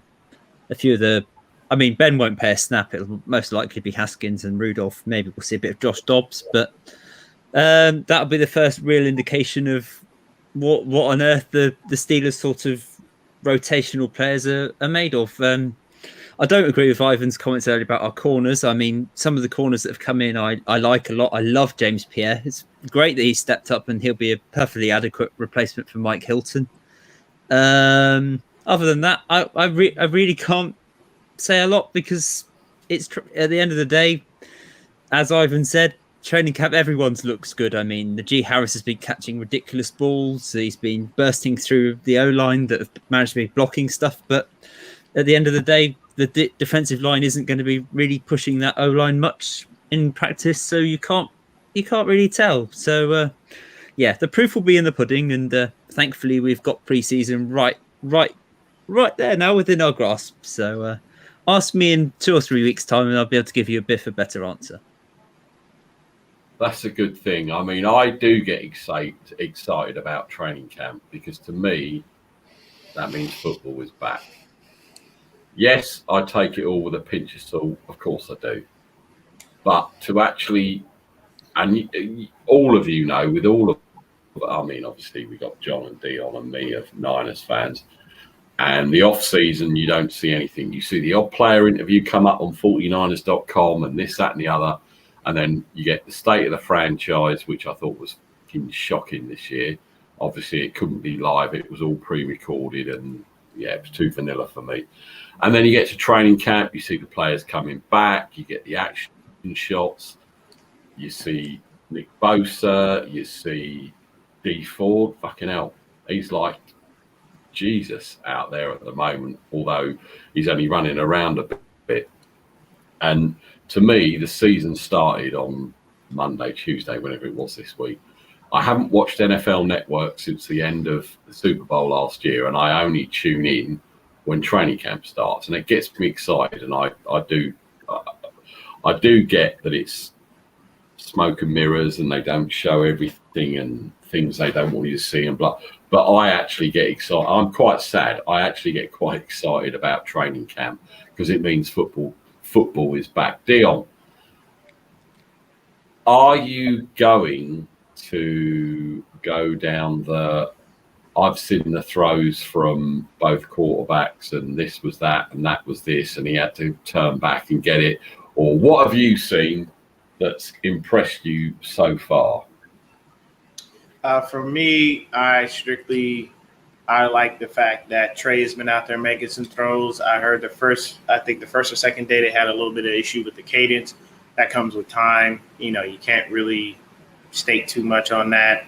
To be honest with you, I just want to see some things going on where we get some good competition and everybody does what they're supposed to do. You know, to be honest with you, me and Callie got into a nice spirited debate. He feels he won a debate. I feel it's laughable that he thinks he won a debate over Jalen Hurd. I have said for years, I don't like injured players. Your best ability is availability. If you're here, you're here. If you ain't, you ain't. And honestly, Jalen Hurd has not been here. So what does Jalen Hurd do?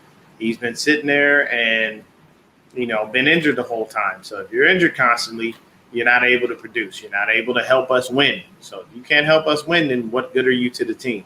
He believes Jalen Hurd will come out of this training camp healthy, ready to go.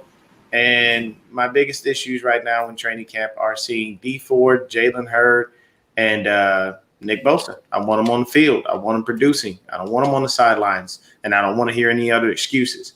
Because what they're going to say, we're going to work them in slow and all. I get it. Yes, everybody does that. But at the end of the day, I don't want nobody worked in slow. I want people to do what the hell they're supposed to do, get on the field and earn your damn paycheck. That's how I think about training camp right now. I mean, yeah, Jalen is a prime example. I mean, everyone knows I don't watch college ball, so I couldn't tell you what he was like before. But he came in with a big reputation. Could play running back, can play tight end, can do this, can do that, and we haven't seen it. And I actually really want to see what he can do. And if he gets injured again, cut him, because he's injury prone. What's the point of keeping the guy on the team? I don't understand it. Bosa, I think they need to. I think Nick Bosa could go now, and it wouldn't bother him.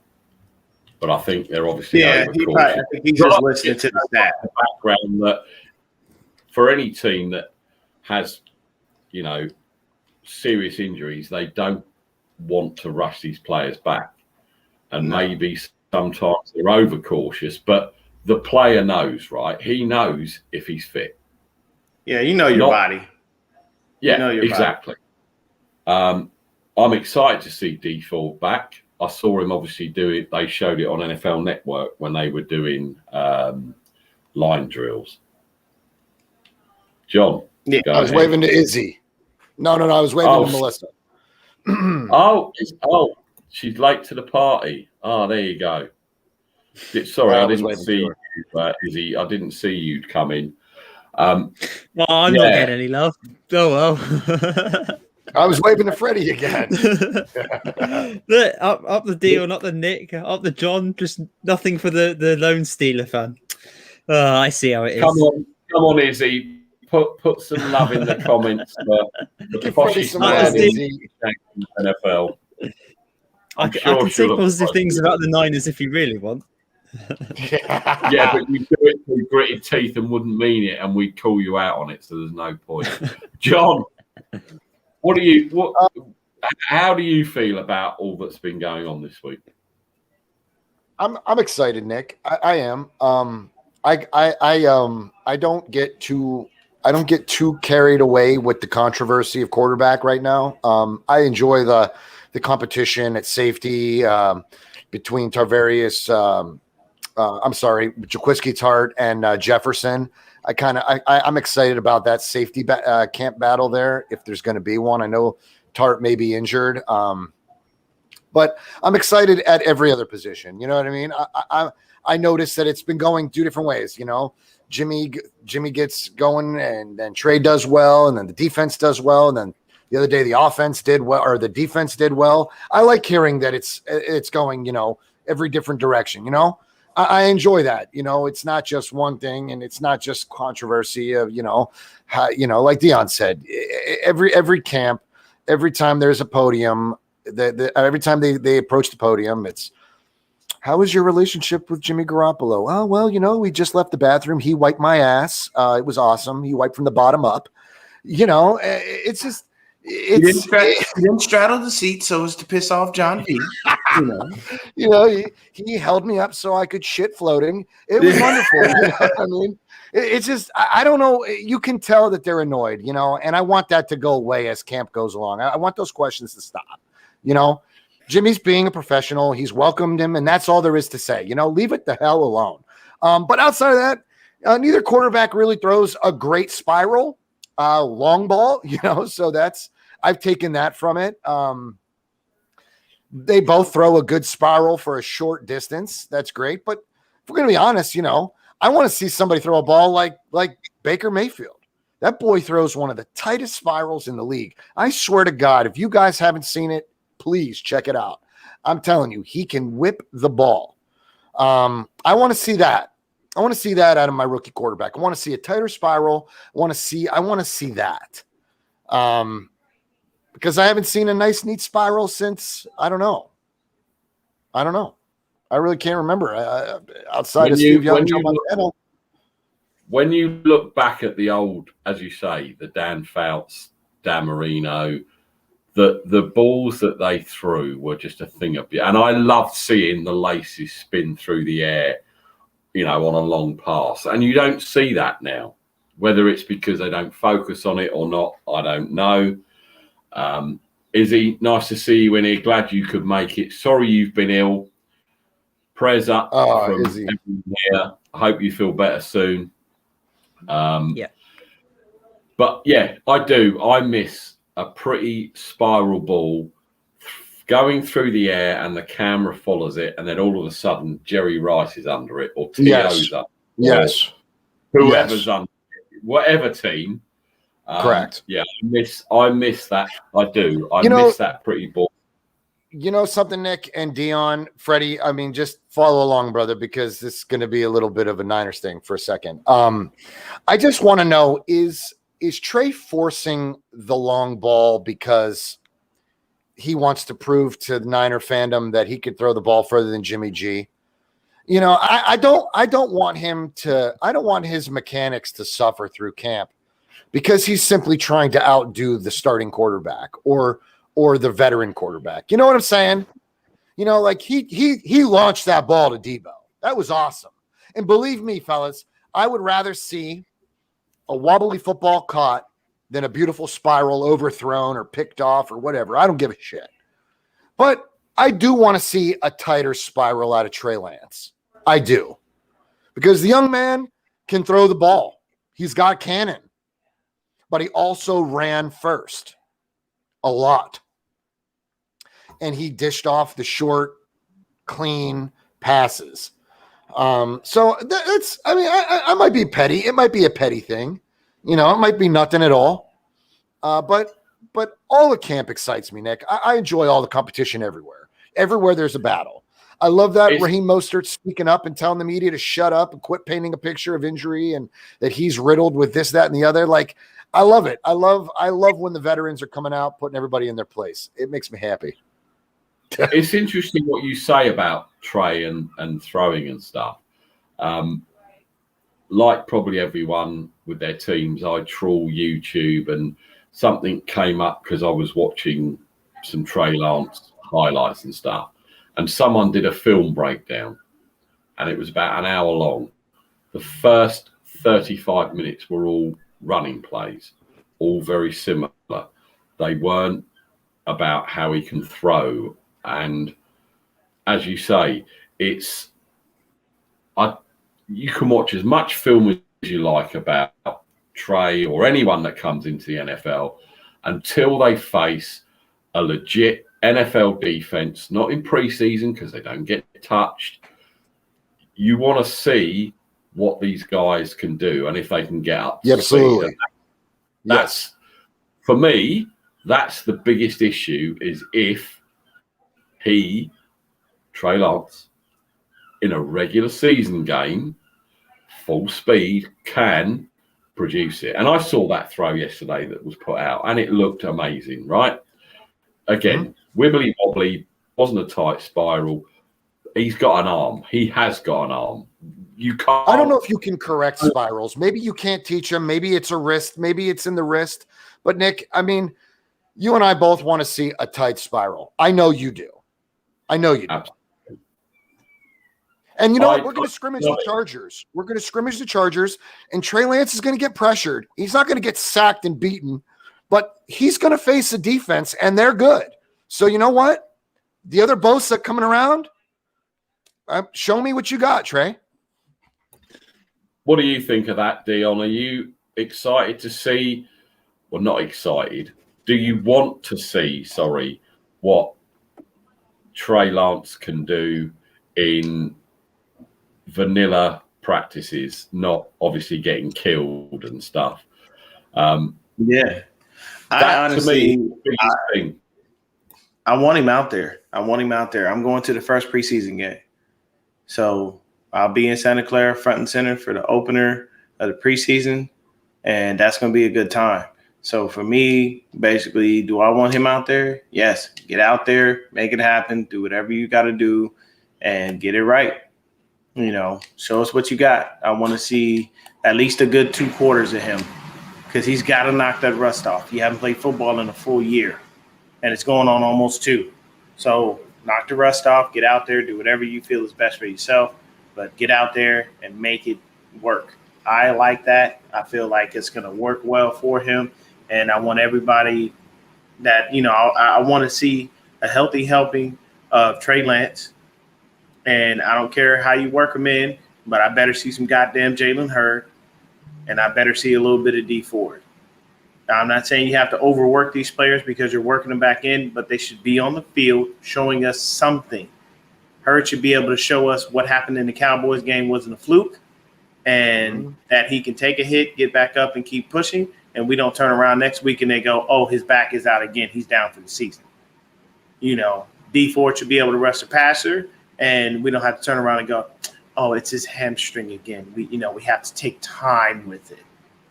You know what I'm saying? Like, I'm tired of that. And I know a lot of people think bullshit, I'm wrong. because at the end of the day, it's covering up the real issue. If he's not fit, come out and say it. He's not fit. Yeah. Like, it's And cool then to say it. everyone will and go, I understand it. We're Injuries not gonna happen. see. He'll be ready for the full season. He doesn't need to play pre-season. I get that. But come week 1, he'll be fit. He will play the same as. But I mean, I want to see Bosa. I want to see Ford. I want to see all those guys in pre-season. But if they're not there, just come out and say he's got a niggling this. We don't want to take a chance. Blah blah blah blah. And then after that, people then won't get on. Oh, fucking hell! Why hasn't he played? He's paid all this money. He's this. He's that. Just say, we're shutting down these players in pre-season. Everybody knows what they can do. So why put them out there? And that could be the same for if Jimmy G is the starter. Don't play him. Forget the dress rehearsal bullshit because it's still vanilla crap. Keep your starters out. We all know what they can do, and then come week 1, we know who the QB is. We know who the running back's going to be, the receivers, the this, the that, the other. Sanu could be number 1 receiver, right? Could be. Do you risk he him? looked good. Everybody was talking about him. Do you risk and him the cool in thing pre-season and he goes up and grabs a ball from, Josh Rosen, whoever's throwing it to him, snaps his ACL or whatever? Everybody knows what these people can do. We don't see what they can do because they only show you what they want you to see. But do you risk those players? Freddie, quick question for you, although you look like, oh no, you haven't frozen. I'm still there. Izzy asks, how's Najee doing? Have you seen anything from him? Yeah, he's an absolute monster. And honestly, I am so excited to see what he's going to do in our offense this year. As an LSU fan, I'm so fed with him whacking us with Alabama that it's. In both the games he's played against us in his 2 years, he's had well over 100 yards and multiple touchdowns. So it's about time we actually see him on the best team for once and not playing for Crimson Tide. So I cannot wait to watch him, and he's been absolutely fantastic so far in training camp. So I cannot wait. We got to get out of here. I do have a quick question though for the Niners fans, and it's not actually related to Niners. It's what do you think about the Rams offense now? We just got someone else that joined the squad too. Now Cam Akers is out. Sorry, what do I think about the Rams? Did you say The Rams offense now that they've lost Cam Akers for the season? I didn't fear them at all before, and now they brought Stafford in. I still don't fear them. So I do. Really, John? I do. Yes, I do. He's much more. He's way more competent than Jared Goff. Like Jared Goff was a durable quarterback. You can't say that he wasn't, but he lacked the accuracy that Stafford has, and Stafford was and the arm. Stafford was and the arm. Big arm. Yeah, because Stafford. got a really I'm big telling arm. you, Nick. Everybody that is sleeping on Matt Stafford, you guys are doing yourselves a disservice because he is competent. He's smart. He knows football. He's gonna make us work. He's gonna make our secondary fucking work. And see, I do I'm get okay that with that. about Stafford against Goff. I get that, right? But we got a much better if this defense stays healthy, they're going to be top 3. And I don't give a shit who's You're right. playing there. But Nick, if we can't get the ball out before Aaron Donald, I mean that goes for You've got everybody. the same problem. Yeah, Rams defense goes can quite easily completely everyone. neutralize the Niners. So But They're we've still never- that defense is still good. How many? Okay. Pop quiz. How many games have you seen with the Niners and the Rams and Donald has played? Has he been effective? He hasn't. He's a non-factor. Yes, Same but as that's because we constantly rearranged the offensive line and we schemed those short passes for Jimmy to get that release quickly. Brunskill was holding his own against Aaron Donald last year, right? Yeah. My point is this: if you don't scheme it specifically to get the ball out of the quarterback's hands, Aaron Donald beats Brunskill and sacks the quarterback, period. I mean, we just Even did a if great job. Even if it's Trey Lance back there, you honestly think that Donald will eat him alive, bearing in mind that he's supposed to be Yes, this. because we were flinging. Yes, I believe that you can scheme it with Trey Lance to just get rid of the ball with a quick, short pass. That's what we did. That's how we neutralized that defense. We just whipped it real quick, short slants, short curl routes, comebacks. We just did a bunch of little trickery. It worked, Nick. It worked. And I watched a lot of other teams. It didn't work. It didn't work for them. And Aaron Donald blasted people, dude. So look, I just think that Matt Stafford brings a different dynamic to the Rams that we didn't see with Goff, which was an accurate long ball, and he has a quick release. Jared Goff was fucking around, you know what I mean? And our defense ate him up. We got pressure, which made him overthrow receivers. The Rams have great receivers, and this was what they needed. So we can't sleep on them.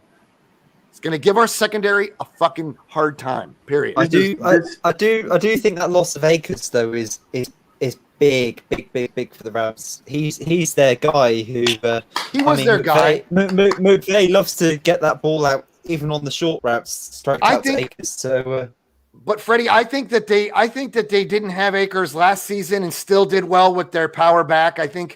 I still believe they got production out of the second guy, and McVay's going to get production out of anybody running the ball because he's similar, came from the old school, just like Shanahan. They scheme things different.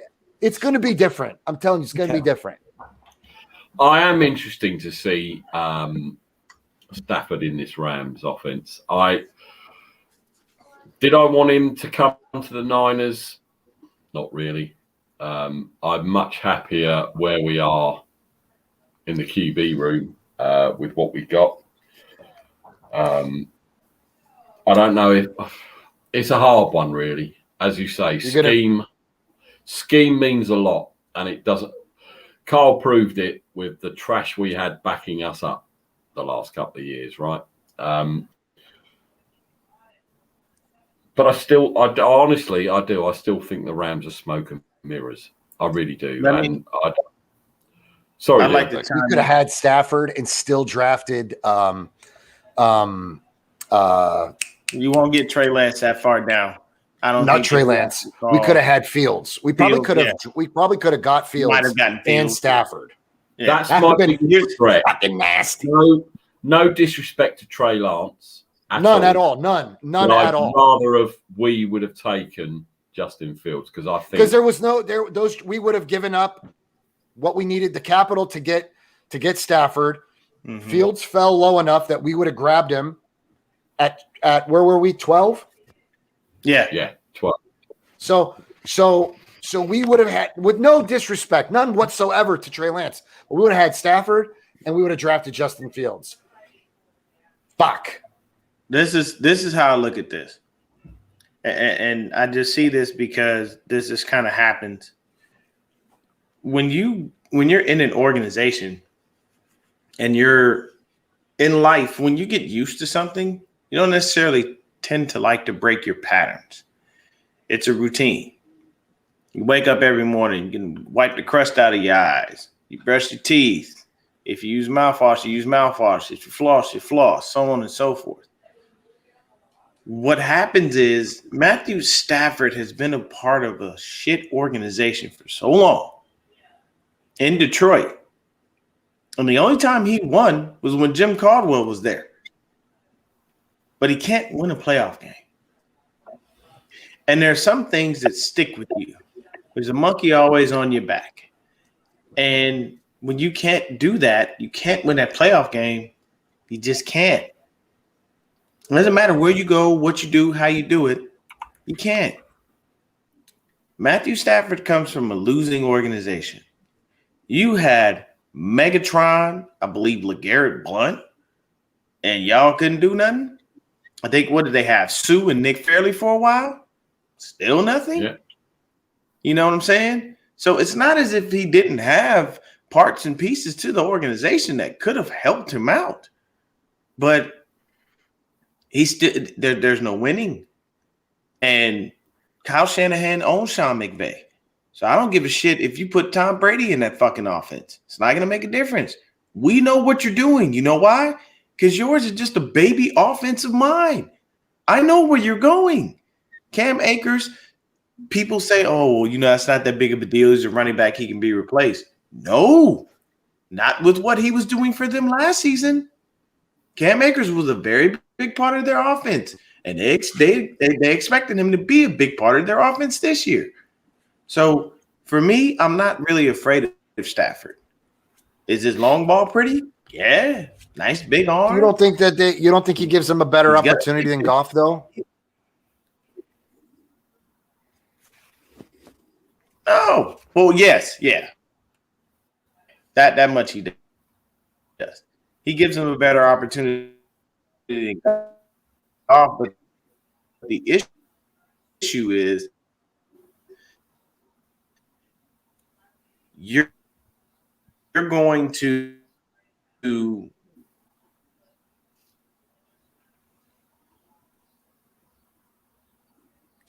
did we lose him? I think so. I think he's buffering. Yeah. Into something that he really isn't, which is a winner. Dion, I know the player. You can hear us, but Dion, we lost you right after I asked you that question. What winning a playoff game is like. He's never even sniffed an NFC championship. So all these things are brand new, and you're just gonna turn it around. I was gonna say, I think Dion was on McDonald's Wi-Fi, as the famous saying goes. Melissa says, John, can we see the sweater or is it a pullover? Yes, it is a pullover. There you go. Nice. There you go. I don't know if Dion's going to make it. It's back exactly the color. It's the color of our home jersey. It's a replicated color of the jersey itself. So in other words, it's a fucking knockoff, John. Come on. No, it's wonderful. God damn it. I do like it, I have to admit. Yeah, that's nice. Yes, That's it's nice. It is nice. Hang on. I think Dion is coming back. Right. Dion, are you back? You had a bit of McDonald's Wi-Fi situation going on. Yeah, man, it's a little trippy. I'm here. Can you hear me? Yeah, Yeah, we We can can hear hear hear you you. good. but we didn't hear your eloquent answer. Right after my question. Oh, so basically, long story short, is just that Matthew Stafford comes from losing. So I don't see him winning again. I just don't. You don't come from a losing shit organization and then go to winning. Prime example, look at what happened with Steven Jackson. Why'd you leave the Rams? Well, I got tired of losing. No, you got tired because they wasn't finna pay your ass again. So you left and went to the Falcons thinking you was finna win something, and look at you. You did nothing. Now you're retired. You burned all your tread off the tires with the Rams. At the end of the day, if you want to win, you need to be in that position early on in your career. And typically, to be honest with you, you want to be maybe a third round pick and on because you'll have the option to go ahead and move to a different team. The thing is, because if you think about it, the first round picks, where do they go? Most of the time, they go to the shittiest teams. The best players go to the worst places because the worst places are where the higher picks are. You know, the only place that doesn't work is the NBA, which the draft lottery sucks. I am a Bulls fan, and I am horribly pissed. I hate that draft lottery. I wish it I'm would a just Bucks die fan. Way and go away. But what a title! for me, he can't win. He sucks. He's been on a losing side. Is it me or is Dion frozen again? He's frozen again. I don't know. All this dodgy Wi-Fi. Title. I mean, as I don't think we can hear Dion. I think the one thing I will say that a bit like with Drew Brees in New Orleans, year after year after year, he was putting up the yards, but had terrible defenses, and they kept finishing 7-9, 8-8, and Wait, I next think that's just a frozen. similar thing to what's been. John. We're all frozen, I think. What's Oh. happened in Detroit? Wait, what This happened is there? this ended really well. I don't know. We all think we've all got frozen. You at said you different won a periods. title. Yeah, I'm a think Milwaukee Bucks fan, so he's gone. I don't know what's going on. I don't know if it's me because I'm hosting it and it's my internet that's shit because normally most of the time it is. So, two things. Did any of you see my new intro to the show? Yes. I did not. Right. Okay. Dion, I think it's It looks good. It looks good. I like it. Dion, I like it. are you back on normal Wi-Fi or are you still on McDonald's? I don't know, man. I don't know what's going on right now, man. Oh, there you go. You're back. You're back. You're back. There we go. Okay. So, What did there you go. win? Because he said something about winning a title. What did you win, man? I'm a Bucks fan. Say it again? Milwaukee. I'm a Milwaukee Bucks fan. Oh, Bucks. Okay, there you go. Yeah, because you were talking about the Bulls, so Never That's nice, did. man. Hey, look, Giannis finally got one, baby. He finally got one. I love the way he did it, guys. I got to be honest with you. As a Cavs fan, I really like the way Giannis did it. He stayed true to his organization. He didn't flake. He didn't do any bullshit. He played his heart out, man, and he earned it. He literally earned it the right way. And that we haven't seen in a long, long time. it's all about super teams in the NBA. I hate that shit. Yeah, I do.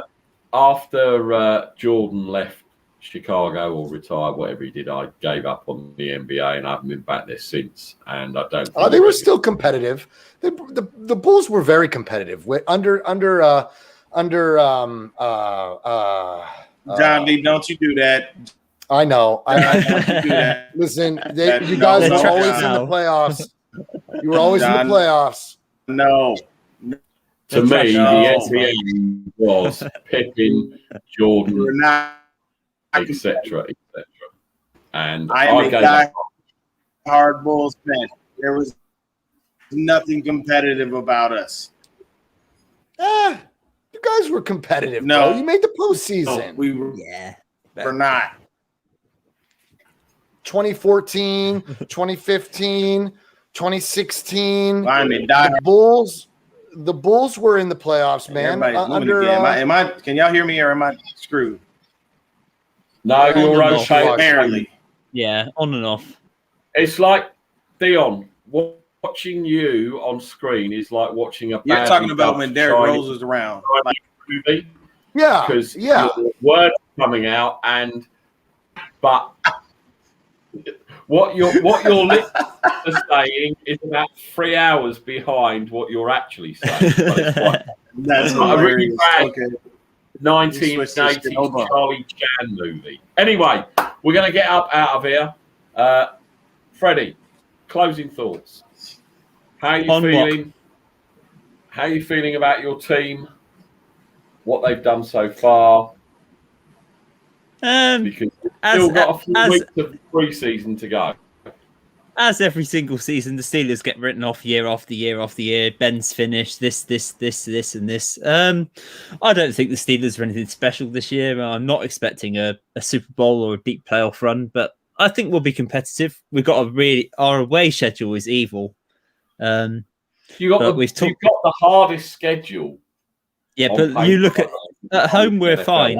You look at our away schedule. We've got to go to Kansas City. We've got to go to the Chargers, Green Bay, Minnesota, Buffalo, and our 3 divisional rivals. So it's a hideous away schedule. But then again, we often win. And yes, I've got my shout out. So I'm happy with that. So Izzy finally got to you and give you some love. It's the I'm looking forward to the Hall of Fame game on Thursday, and hopefully we can shut the Cowboys up of their constant preseason. Oh, we're going to win the Super Bowl, only for them to fall flat on their face and fall apart by week 6. So yeah, do you know what I wish? Do you know what I wish for that Hall of Fame game? You both fucking lose because I can't. John, final thought. Good to be back, man. Football's around the corner. I'm excited, brother. I think everything is going to fall into place for everyone. I think, Freddie, you guys are going to have a good season. I think the Niners are going to have a good season. All in all, man, I look forward to it. I'm excited, man. Dion, and Tom Thibodeau was the one thing that kept you guys together outside of the rookie season from what's his face? Derrick Rose. Yeah, look, the reason that I say the Bulls weren't competitive, long story short, is the fact that we had a lot of years after Jordan left, and it wasn't until Derrick Rose where we became more relevant. So at the end of the day, that's basically what it is. But us. I mean, what did you expect, bro? You're the greatest player. I didn't expect this. I didn't expect anything. I'm just saying, don't give us credit for something we didn't do. Because believe me, I watched every year, and I was disappointed more often than not. The Bulls were a competitor in the postseason with my Cavs, and it was with Tom Thibodeau at the helm. And I believe that's the organization. But how long did it take for Tom? Okay, after Jordan left, how long did it take for us to get Thibodeau? I've just done a classic Freddie Nick. Just drop a bomb about the NBA and just let it through. Cheers, Freddie. Yeah, why move on from Thibodeau? Why? He was good. Look, the organization, the head of the organization, the top, has always been questionable. Okay, because there's no reason to move on from Phil Jackson. There was no reason to move on from Michael Jordan. There was no reason to let Scottie Pippen do all the underhanded bullshit that he had to do. Because he was pissed off about a shitty contract. What you do is you pay those people and you just go ahead and say, all right, look, this is what it is. This is what we're going to do. Boom, we're good. But For the season, I feel like everything's going to work out well. And at the end of the day, we have a better backup plan than we did in years past. If the issue is Jimmy is going to play through everything, man. I don't care what happens, when it happens, how it happens. That man's going to play through whatever he can because he does not want to wind up in a situation where he is stuck and he can't do anything. So at the end of the day, we will definitely thrive. I predict, at least honestly, this year with the way that things are that should go, I'm going to say at least 13-4 or 14-3. I give us a couple of losses. Since Aaron Rodgers is back, I'm going to give us an L on that Green Bay game. You know, I know we really handed them their ass, but he's got a wealth of weapons. He's back, and you know, maybe we cut his hair like they did Samson in the book, and that takes away his strength or something. Fuck, I don't know. See, the funny thing is, right, and these are my closing thoughts. I've got a couple of things to say. Firstly, Dion, you need to Google after this. Go and Google Norman Collier on YouTube because he sounds like you used to on your bad internet. Okay, and just Norman Collier, right? Very famous in England. Freddie won't know who he is because he's too fucking young, but us old fuckers know who he is. Norman Collier, that was you, or you sounded like a Dalek. Bizarrely, you come back on your phone and you're perfect because you needed to retort John V for what he said about the Bulls. So that was, you know, whatever happens, you had to get back on John V about the Bulls. Yeah, it's weird because basically the Wi-Fi and that's on my laptop. And of course, you know, 9 times I literally just bought like a Chromebook and I thought it was gonna work pretty well, but sometimes it can be a little shitty. So I might have to take this joint and trade it in for something a little better. You know, I was trying to be cheap about it, but I'm probably gonna have to spend the money to go ahead and get what I need. No, dude. I use my phone on a tripod for $12. Your phone is perfect, bro. Just well, put it on no, your that's tripod. the thing, and that's honestly why I got this phone is because of what you can do with it. Like this is the Galaxy S21, Right. so you got can a do all kinds $1,200 camera. of shit. You got a $1,200 camera right there, bro. You're as crispy as chips right now, bro. When I do my chips. I'm gonna tell y'all, I'm implementing a new thing. When shit comes out that goes insane, it's gonna be called John V's Rants.